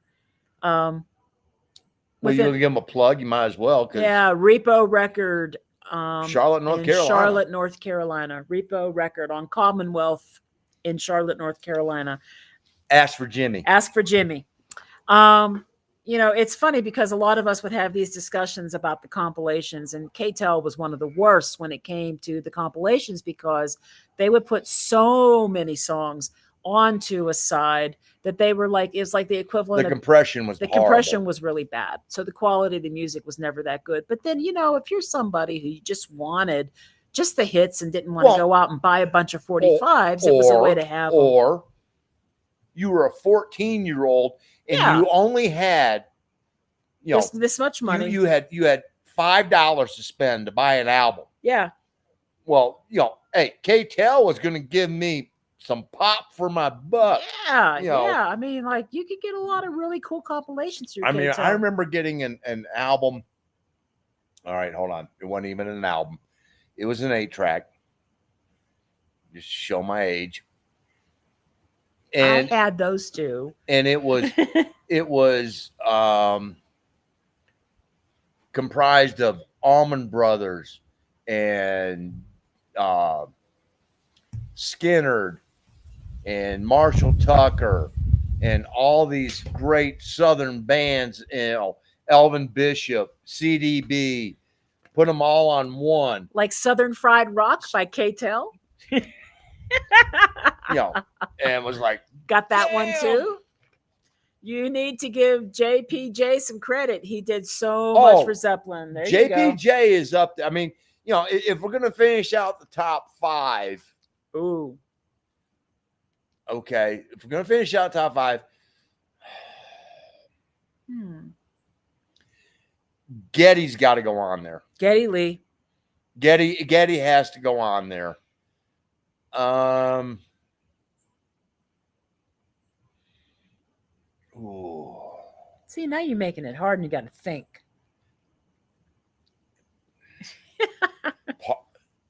I'm sorry. I'm gonna throw. I gotta put this guy on there.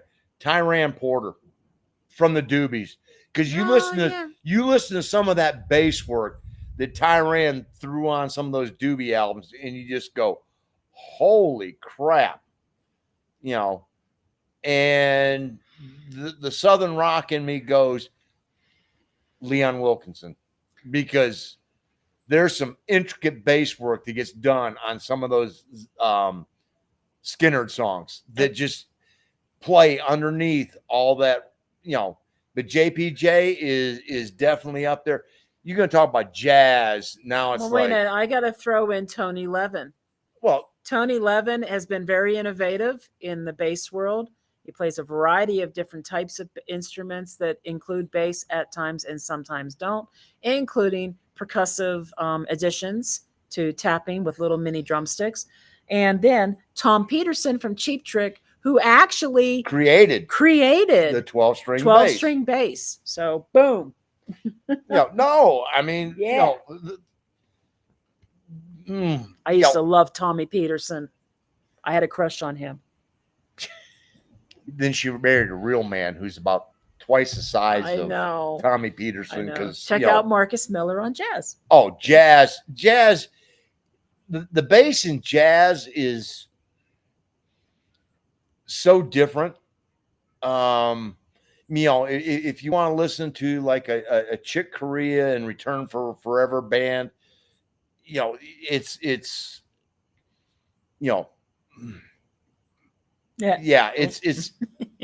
a different type of instrument. I mean, and the closest you get in rock to a jazz bassist, you have to listen to Steely Dan. And they brought in some jazz musicians, and I remember watching the documentary on how they made Asia, and they had this bass player, and it was right about the time that everybody's starting to do the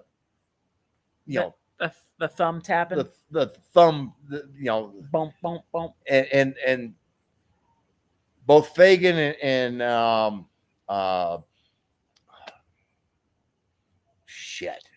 Becker were like, we don't want that.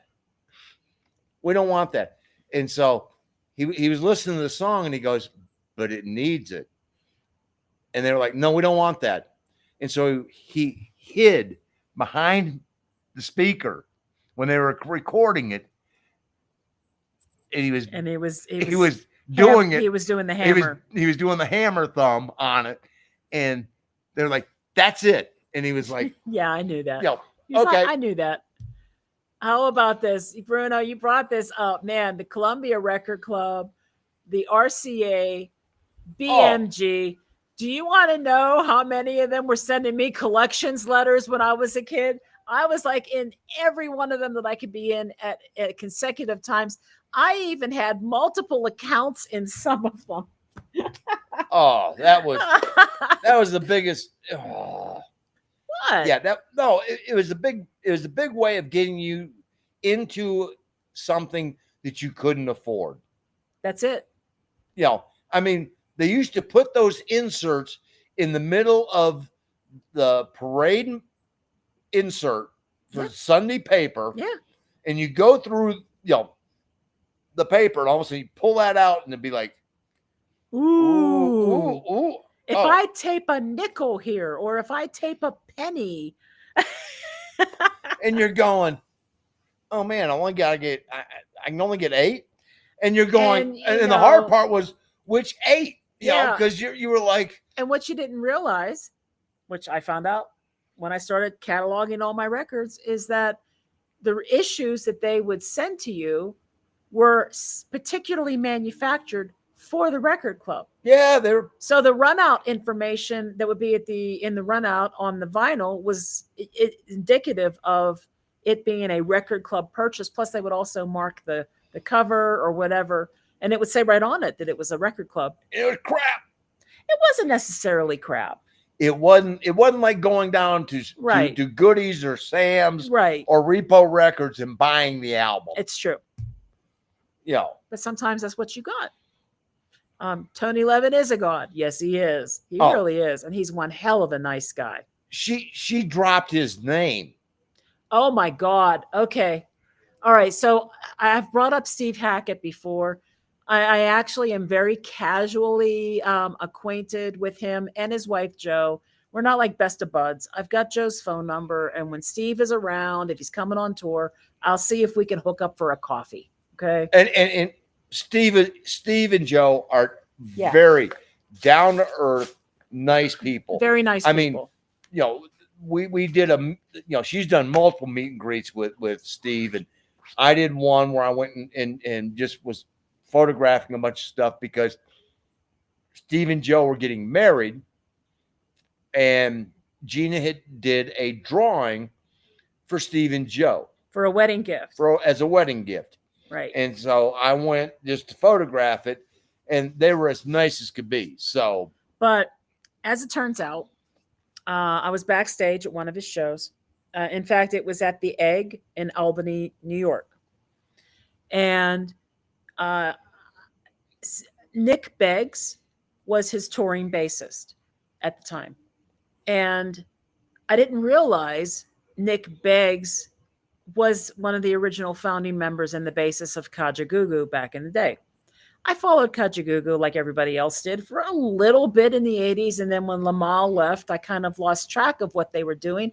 They did much better in Europe than they did in the US. And I didn't know they had been around for a while. Anybody doesn't know, that's Heidi High. Huh? Isn't that the name of the song? No. Shiny Shy, whatever. What was the name of the song? Too Shy. Too Shy. Too shy, shy, hush, hush, I do. Okay, so that's them, right? And so what ended up happening is after Lamal was out of the band, Nick ended up on lead vocals and blah, blah, blah. And the rest is history there.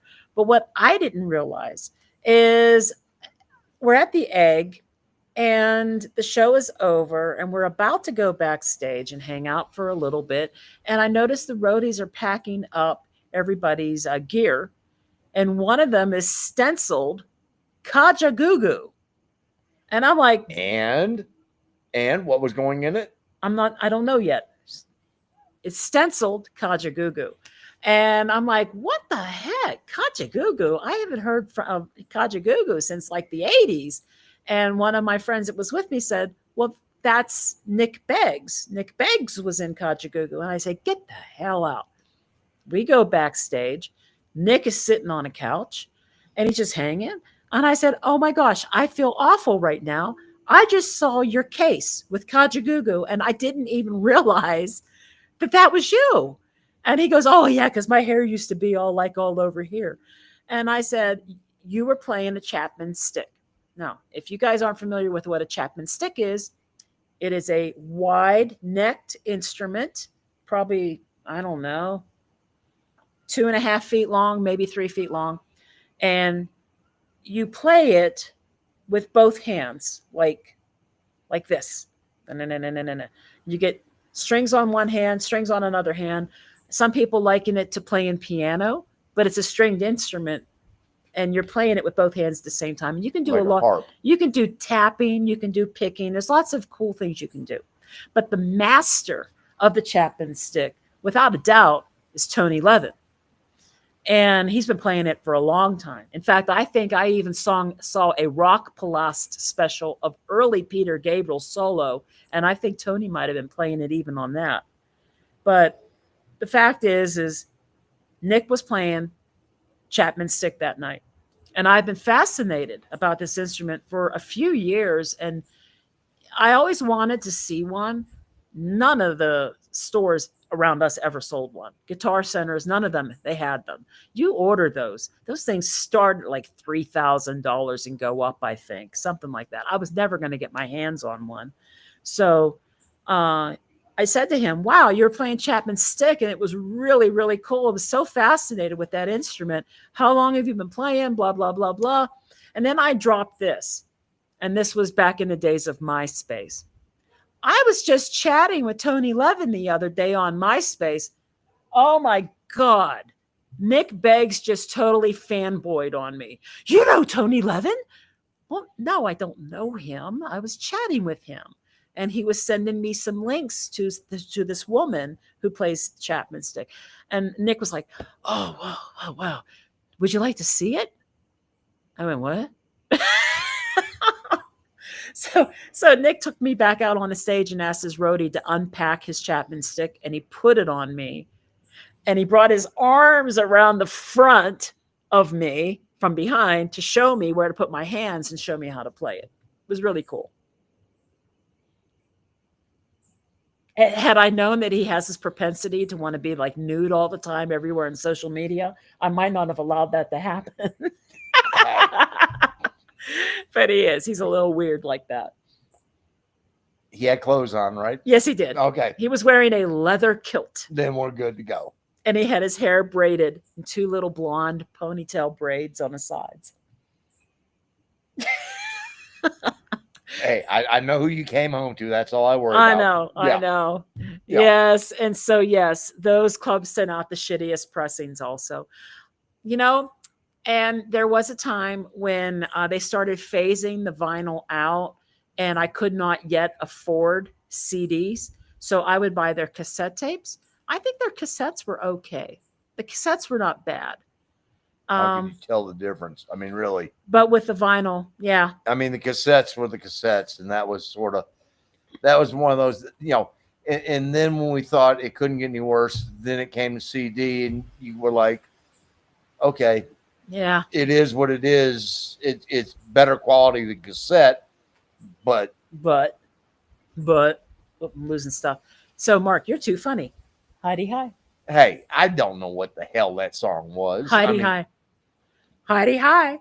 Too Yeah. shy hi. Heidi hi. Shy. Whatever. Come on, girl. Get a little bit closer. That was 80s music, which to some of us who are of my age was the end of good music.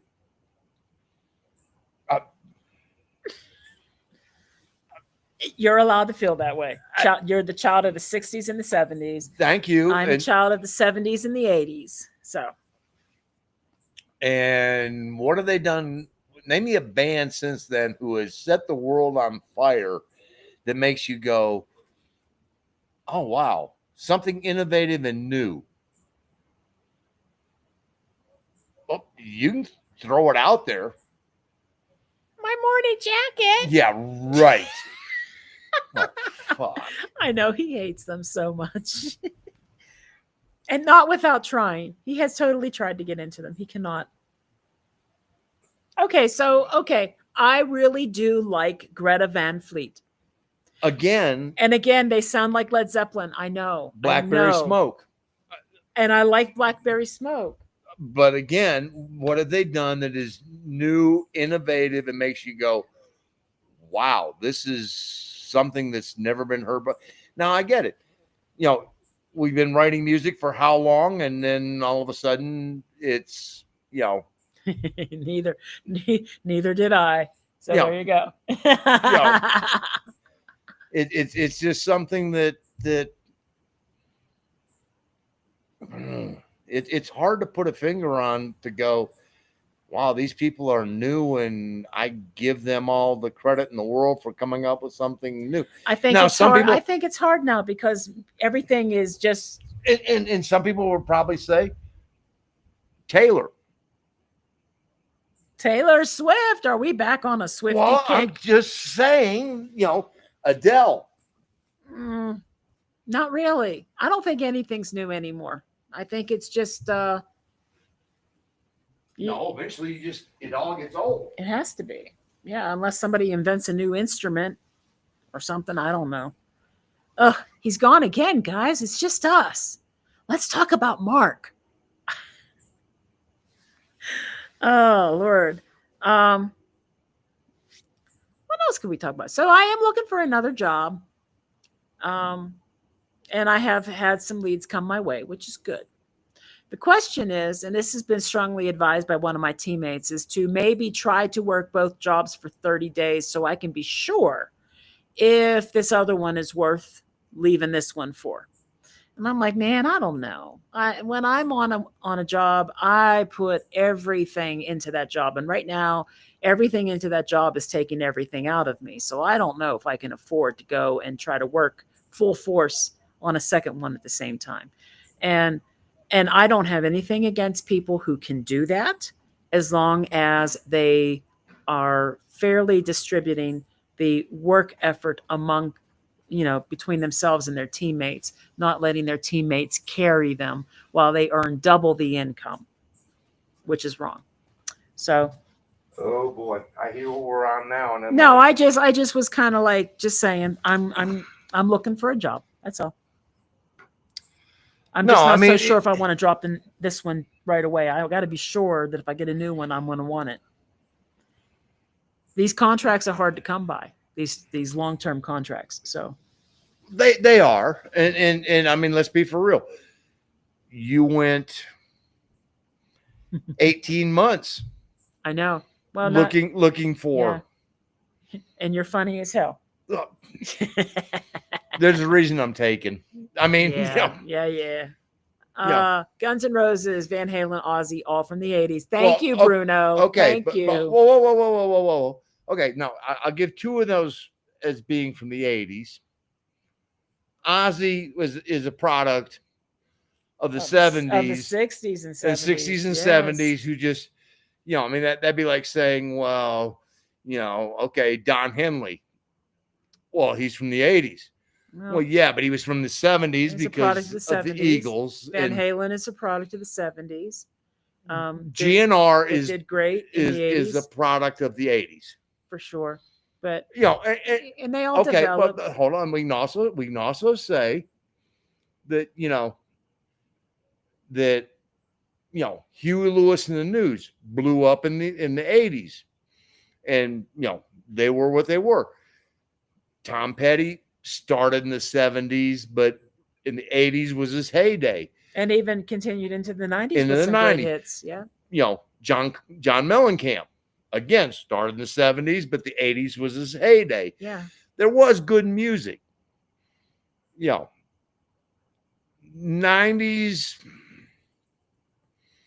I wasn't a grunge fan. Well, see, some of the 90s music was pretty good. The auto tuning, I agree. I don't think you need to auto tune everything. Sometimes it's a nice effect. It can have a nice effect on a song in places. But yeah, I don't like it all the time. The product, the problem I have with listening to modern music, well, I got a lot of problems, but one of them, see, she's laughing. She knows it's true. Is that some of the best music that came out of the 60s and 70s was because of the imperfections in the music. And I can think of one right now. And you tell me the story about the Who song that they went back and they redid and they took it out, and you went, oh my God, yeah, I hate this. Well, there's a couple of things. I wasn't thinking of that, but he's right. Like, I like the original releases of certain albums. And yes, when I listen to whatever version might be on Spotify right now, or the new releases and remixes, they have mixed some of those ambient noises out that bother me that they're missing. I know where they're supposed to be. Like, I know where they're supposed to be, and they're not there anymore. Or I love this song by The Who that was on Odds and Sods. I love it so much. It's called Put the Money Down. I know that song backward and forward the way it was originally released. When I listen to Spotify now, to the edition of Put the Money Down that they got on there, the whole entire ending, all the way to the run out, is ruined. I don't know why they did what they did. Somebody thought this was a good idea. I don't need to hear Roger's voice say the same damn thing over and over and over again the whole way out to the end of the song. That's not how it was. Or when there were sound effects and ambient noises in Quadrophenia in Cut My Hair that aren't there anymore. I mean, I hear this stuff and it's gone. And I can't. All right. shame on me, I can't remember the name of the song now, by the Boys, Yeah. where Bonham plays on a book. He plays the drums on a book Oh yeah, yeah, yeah. because they couldn't. Ramble on. I don't think it's Ramble On, but it could be. Okay. But he couldn't find the right sound. It's softer than Ramble On. Ramble Okay, On's it's little, softer than that. Okay. but they were looking. They just couldn't find the right sound for that particular song, Okay. and so he was had his drumsticks and he was over there doing it on a book trying to find it, and they went, "That's it." And so he plays the drums on a book, and you're going, there's no auto tune. This was putting it together. Yeah. Yeah. And Okay. Machine Head from Deep Purple. Okay. They're in a room that they found that gave them the right sound, and they had to run the cables. Oh yeah, yeah. That was They were in, I think, a space trucking, they were and they had to run. that was the same time they were writing Smoke on the Water. Yes. They were in Montreux. They were in Montreux, yes. Yeah. But they were in this hotel. Yeah. And then they were about to be evicted from the hotel because of the fire Yep. that occurred at the casino in Montreux. But they had all of their stuff set up in this room, and they found the right song, or right sound in this room, and they ran the cables out over the balcony, down over to the recording machine that they actually had borrowed from the Rolling Stones. It's all this in that song was true.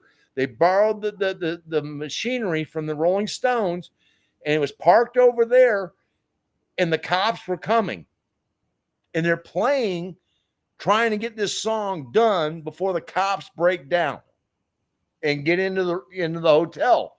So these are the types of things you just go, wow. Okay. I was actually thinking, I like imperfections in music, like he said, and that autotune takes that away. One of the songs that I always felt had to have been done intentionally imperfect, and I think it's Barbara Lewis. I could be wrong, but the song is Yes, I'm Ready, or Are You Ready? And the way she sings it, she's flat. She's absolutely flat, and yet it works. It works. It's perfect the way it is. Yeah, it's the one where it goes, I don't even know how. That one. Is that Yes, I'm Ready, or Are You Ready? Are You Ready? I think no, it's Yes, I'm Ready. And I think it's Barbara Lewis, but anyway, she's flat. She's absolutely flat, but it is so charming, and I wouldn't want it any other way. And then you get somebody in there doing auto tune on that, and that would be sucks. Think about this. Think about Jim Croce. Yeah. Jim Croce was, he and Marty, the guitarist, the two of them died in the plane crash. And you think about the intricate music that the two of them made together, because it really was just the two of them. Yeah. And you listen to and I am touched in the heart when I hear an acoustical guitar. To me, that just, Is that what won you over? Well, there's a lot of things that won me over, baby, but that didn't hurt. The guitar was good, right? In case you don't know, I used to be able to, when we were in the States, when we first got together, she would get up in the morning just to get her mind going. She's an unusual person. It is who she is. Yeah. And I love her for it. But I'll never forget waking up one morning and hearing, Over the Hills and Far Away. And I'm going, the fuck am I hearing? And she's over there just do,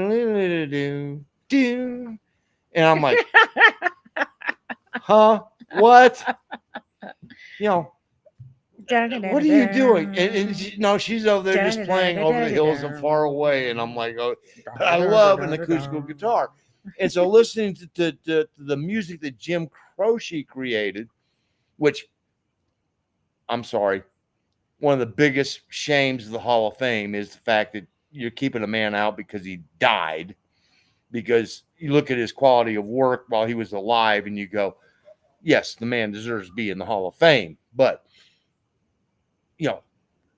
listen to the quality of the music that those two put together on vinyl, and you just go, damn, it was good stuff.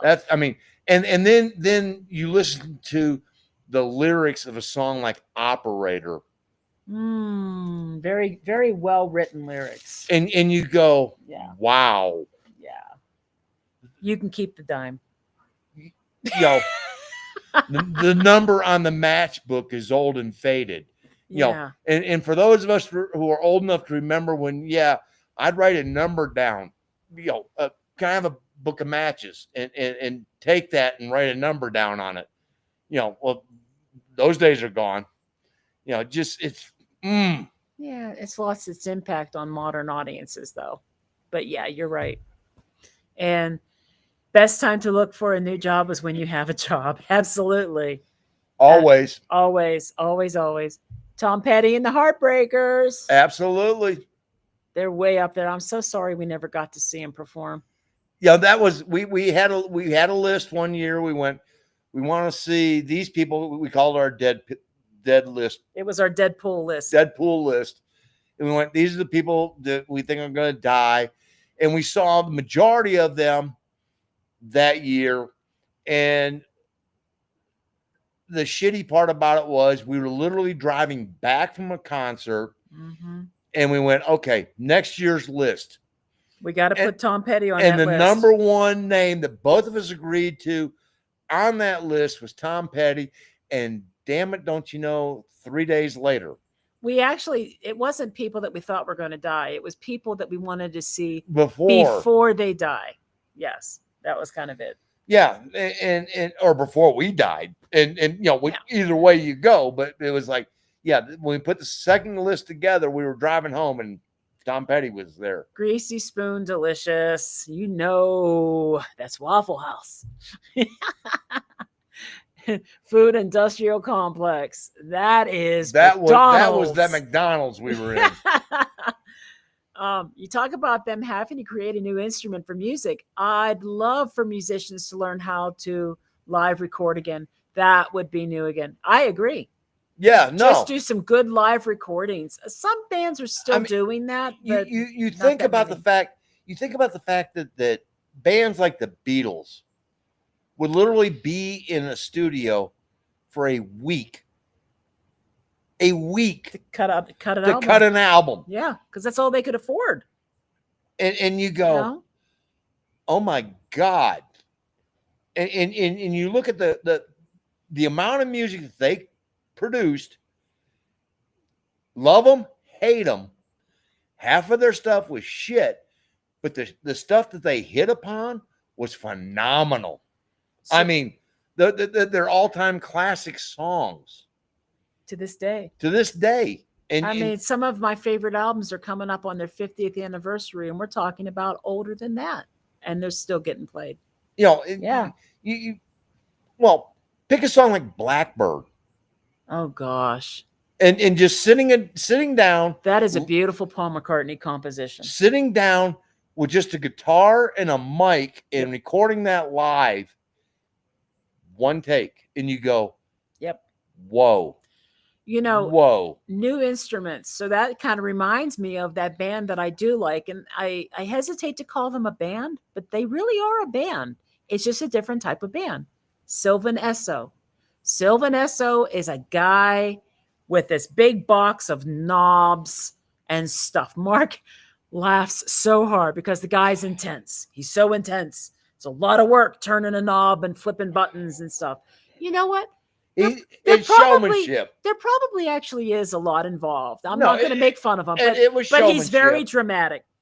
And it's him, and then his wife, who's she's a she got fun little dance moves, and she's a great singer. But that's it. It's him, this box of sounds, and his wife. Does that comprise a band? Well, no. He says no. But yet they record music and they put on live concerts. And I like them. So I don't know. I mean, I watched them, but it ain't a band because somebody recorded that shit. Well, they're pre-packaged sounds. It ain't him. I can tell you that. He may have created them potentially on a keyboard. He does play instruments, just not with this. The way he moves, he ain't got an instrument to play. So, but I do like Sylvan Esso. So I'm just saying. Let's see. Here we go. We got 90 bands. Come on, Bruno, bring them on. Soundgarden, Pearl Jam, Radiohead. I'm sorry, I am not a Radiohead fan, but I know a lot of people are. Oh my! And Kate loves Radiohead. I like Green Day. He does not. No. So I mean, but it's all in the eye of the beholder. There's actually very good bands out there from the 90s for sure. You know. If you say so. Okay. I do. I mean, hey, everybody has their right to like. Spotify edits the music and it's not good. And you know what, Suzanne? I don't necessarily believe it's Spotify per se, because let me give you an example. The Who Are You album is released in 1978. And then they have a remix that comes out, I don't know, in the 1990s. And then there's another version that comes out that's been remastered, and it comes out in the 2000s. And then there's another version, and then another version, and then there's the 50th anniversary version. I mean, over and over and over again. So one of the biggest selling points they do is half-speed remastering at Abbey Road Studios. I can't tell you how many times I've seen that. And what that means is you've got a new sound engineer in there who's listening.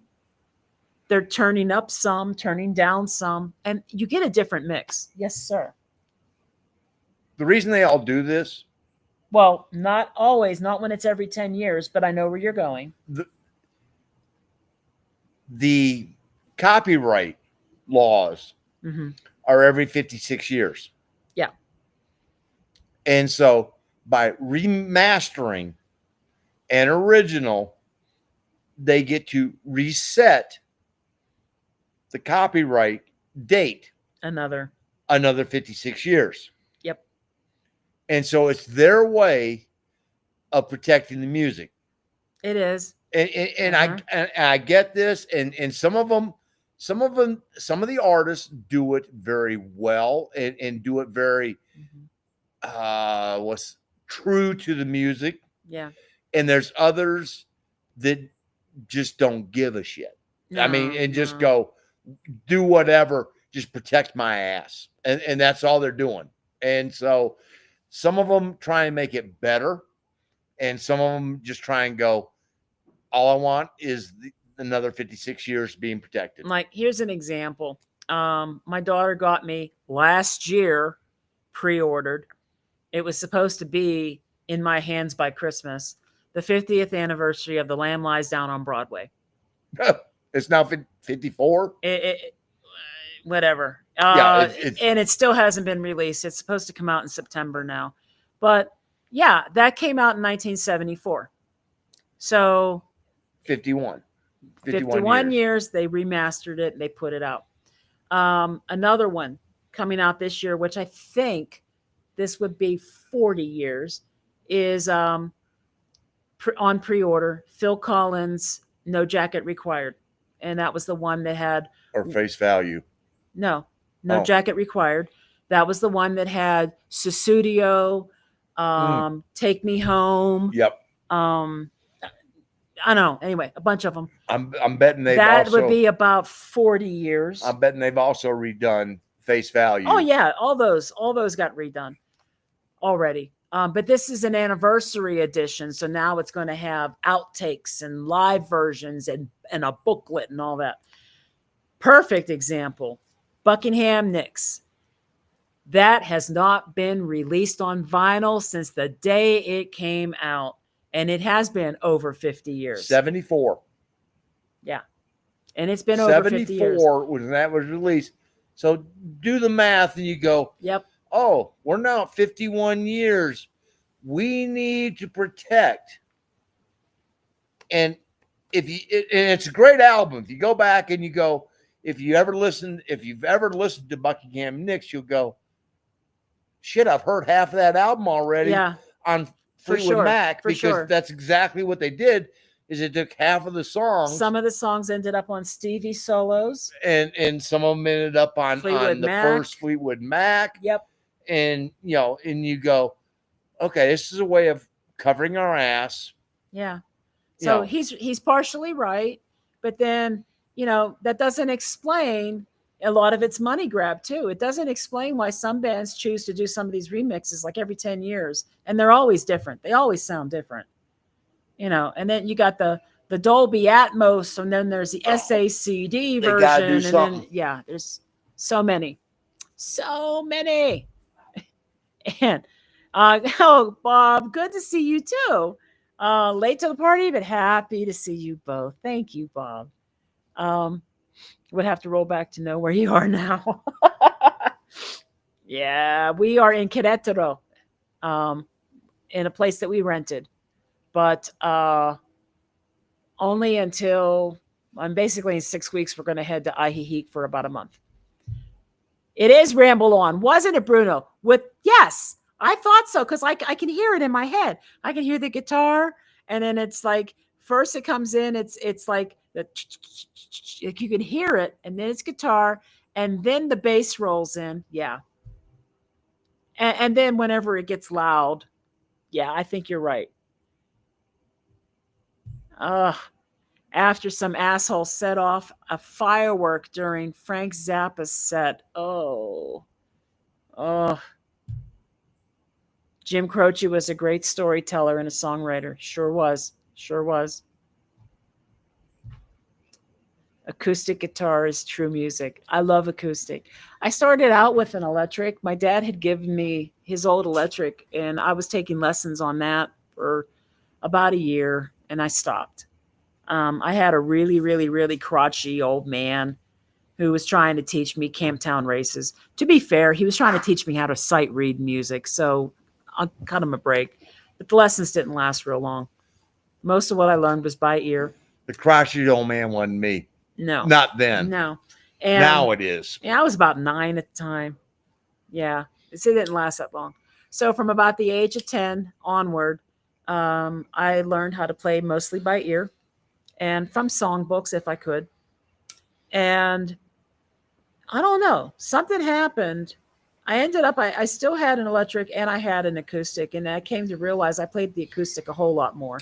When you got an electric, you have to have the setup. You got to get an amp, and sometimes you need a preamp, and sometimes you need the foot pedals if you're going to mess with it. And I don't need any of that with an acoustic. I could, but I don't need them. Well, and that's what I ended up sticking with, and I sold my electric. And for me, anyway, some of my favorite songs are acoustic, or at least have that acoustic in them. Yep. Crazy on You. Probably the greatest guitar intro, in my opinion, in rock, and it's acoustic. D on the Blizzard of Oz album. Randy Rhoads. D. I mean, love that. It's some of the really fun, a lot of Led Zeppelin songs. Let's be honest. A lot of Led Zeppelin songs have really good acoustic. Well, I mean, a lot of Led Zeppelin 3 album, heavy in acoustic. Led Zeppelin 3 was very heavy in the acoustic, and a quarter of 4 or Zoso had that as well, because it just gives you that warmth. Yeah. And it just invites you in. It's like, come on. Okay. Flaming Lips. Yoshimi is fun. But for me, the best Flaming Lips song ever is Wand. I love WAND. I love that song so freaking much. Well, you and Wayne anyway. I mean, Wayne, I've met Wayne too. yeah. Yeah, and Toad the Wet Sprocket. And let's see. I think we're getting close to the end here, and it has. Oh my God, guys! It's almost been 4 hours for real. Crotchety old men unite!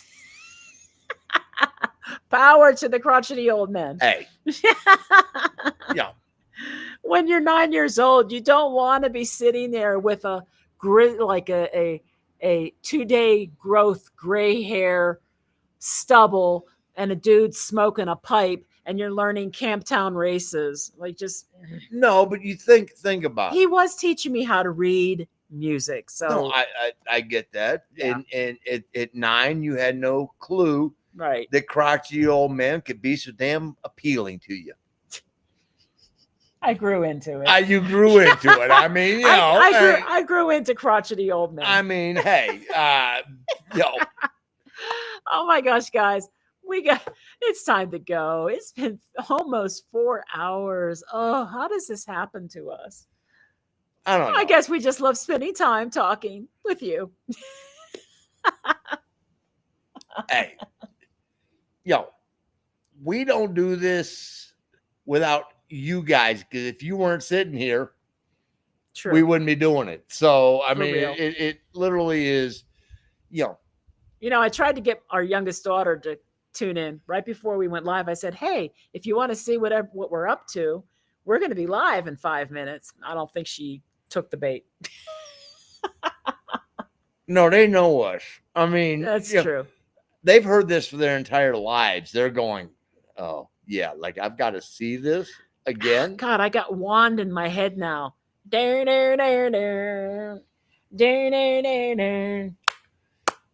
glad it's not in my head.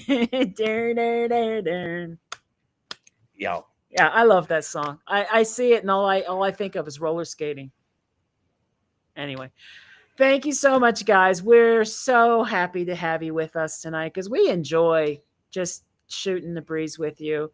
And we hope that you got something out of this on the tipping. Yeah, there's no hard line to follow. no, We just know that we've been asked by people who this is where they live, and they ask us to please honor the way they do things. And so, as much as we want to give and that we can afford to give, we have to think about the ramifications on the other end of it. no, it goes So- back to the when in Rome, Yeah. do as the Romans. And For sure. For sure.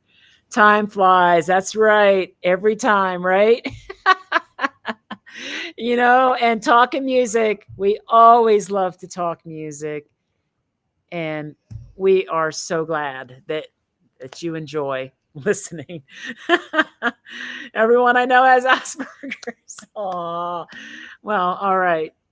Thank the you so scary much, part guys. about that is we just sort of do this because This you is guys. The very good topic we could talk about one day, the group and the RFC.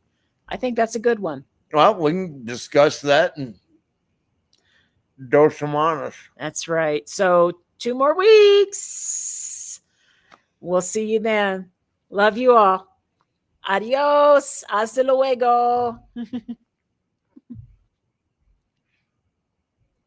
I'm going to. There we go.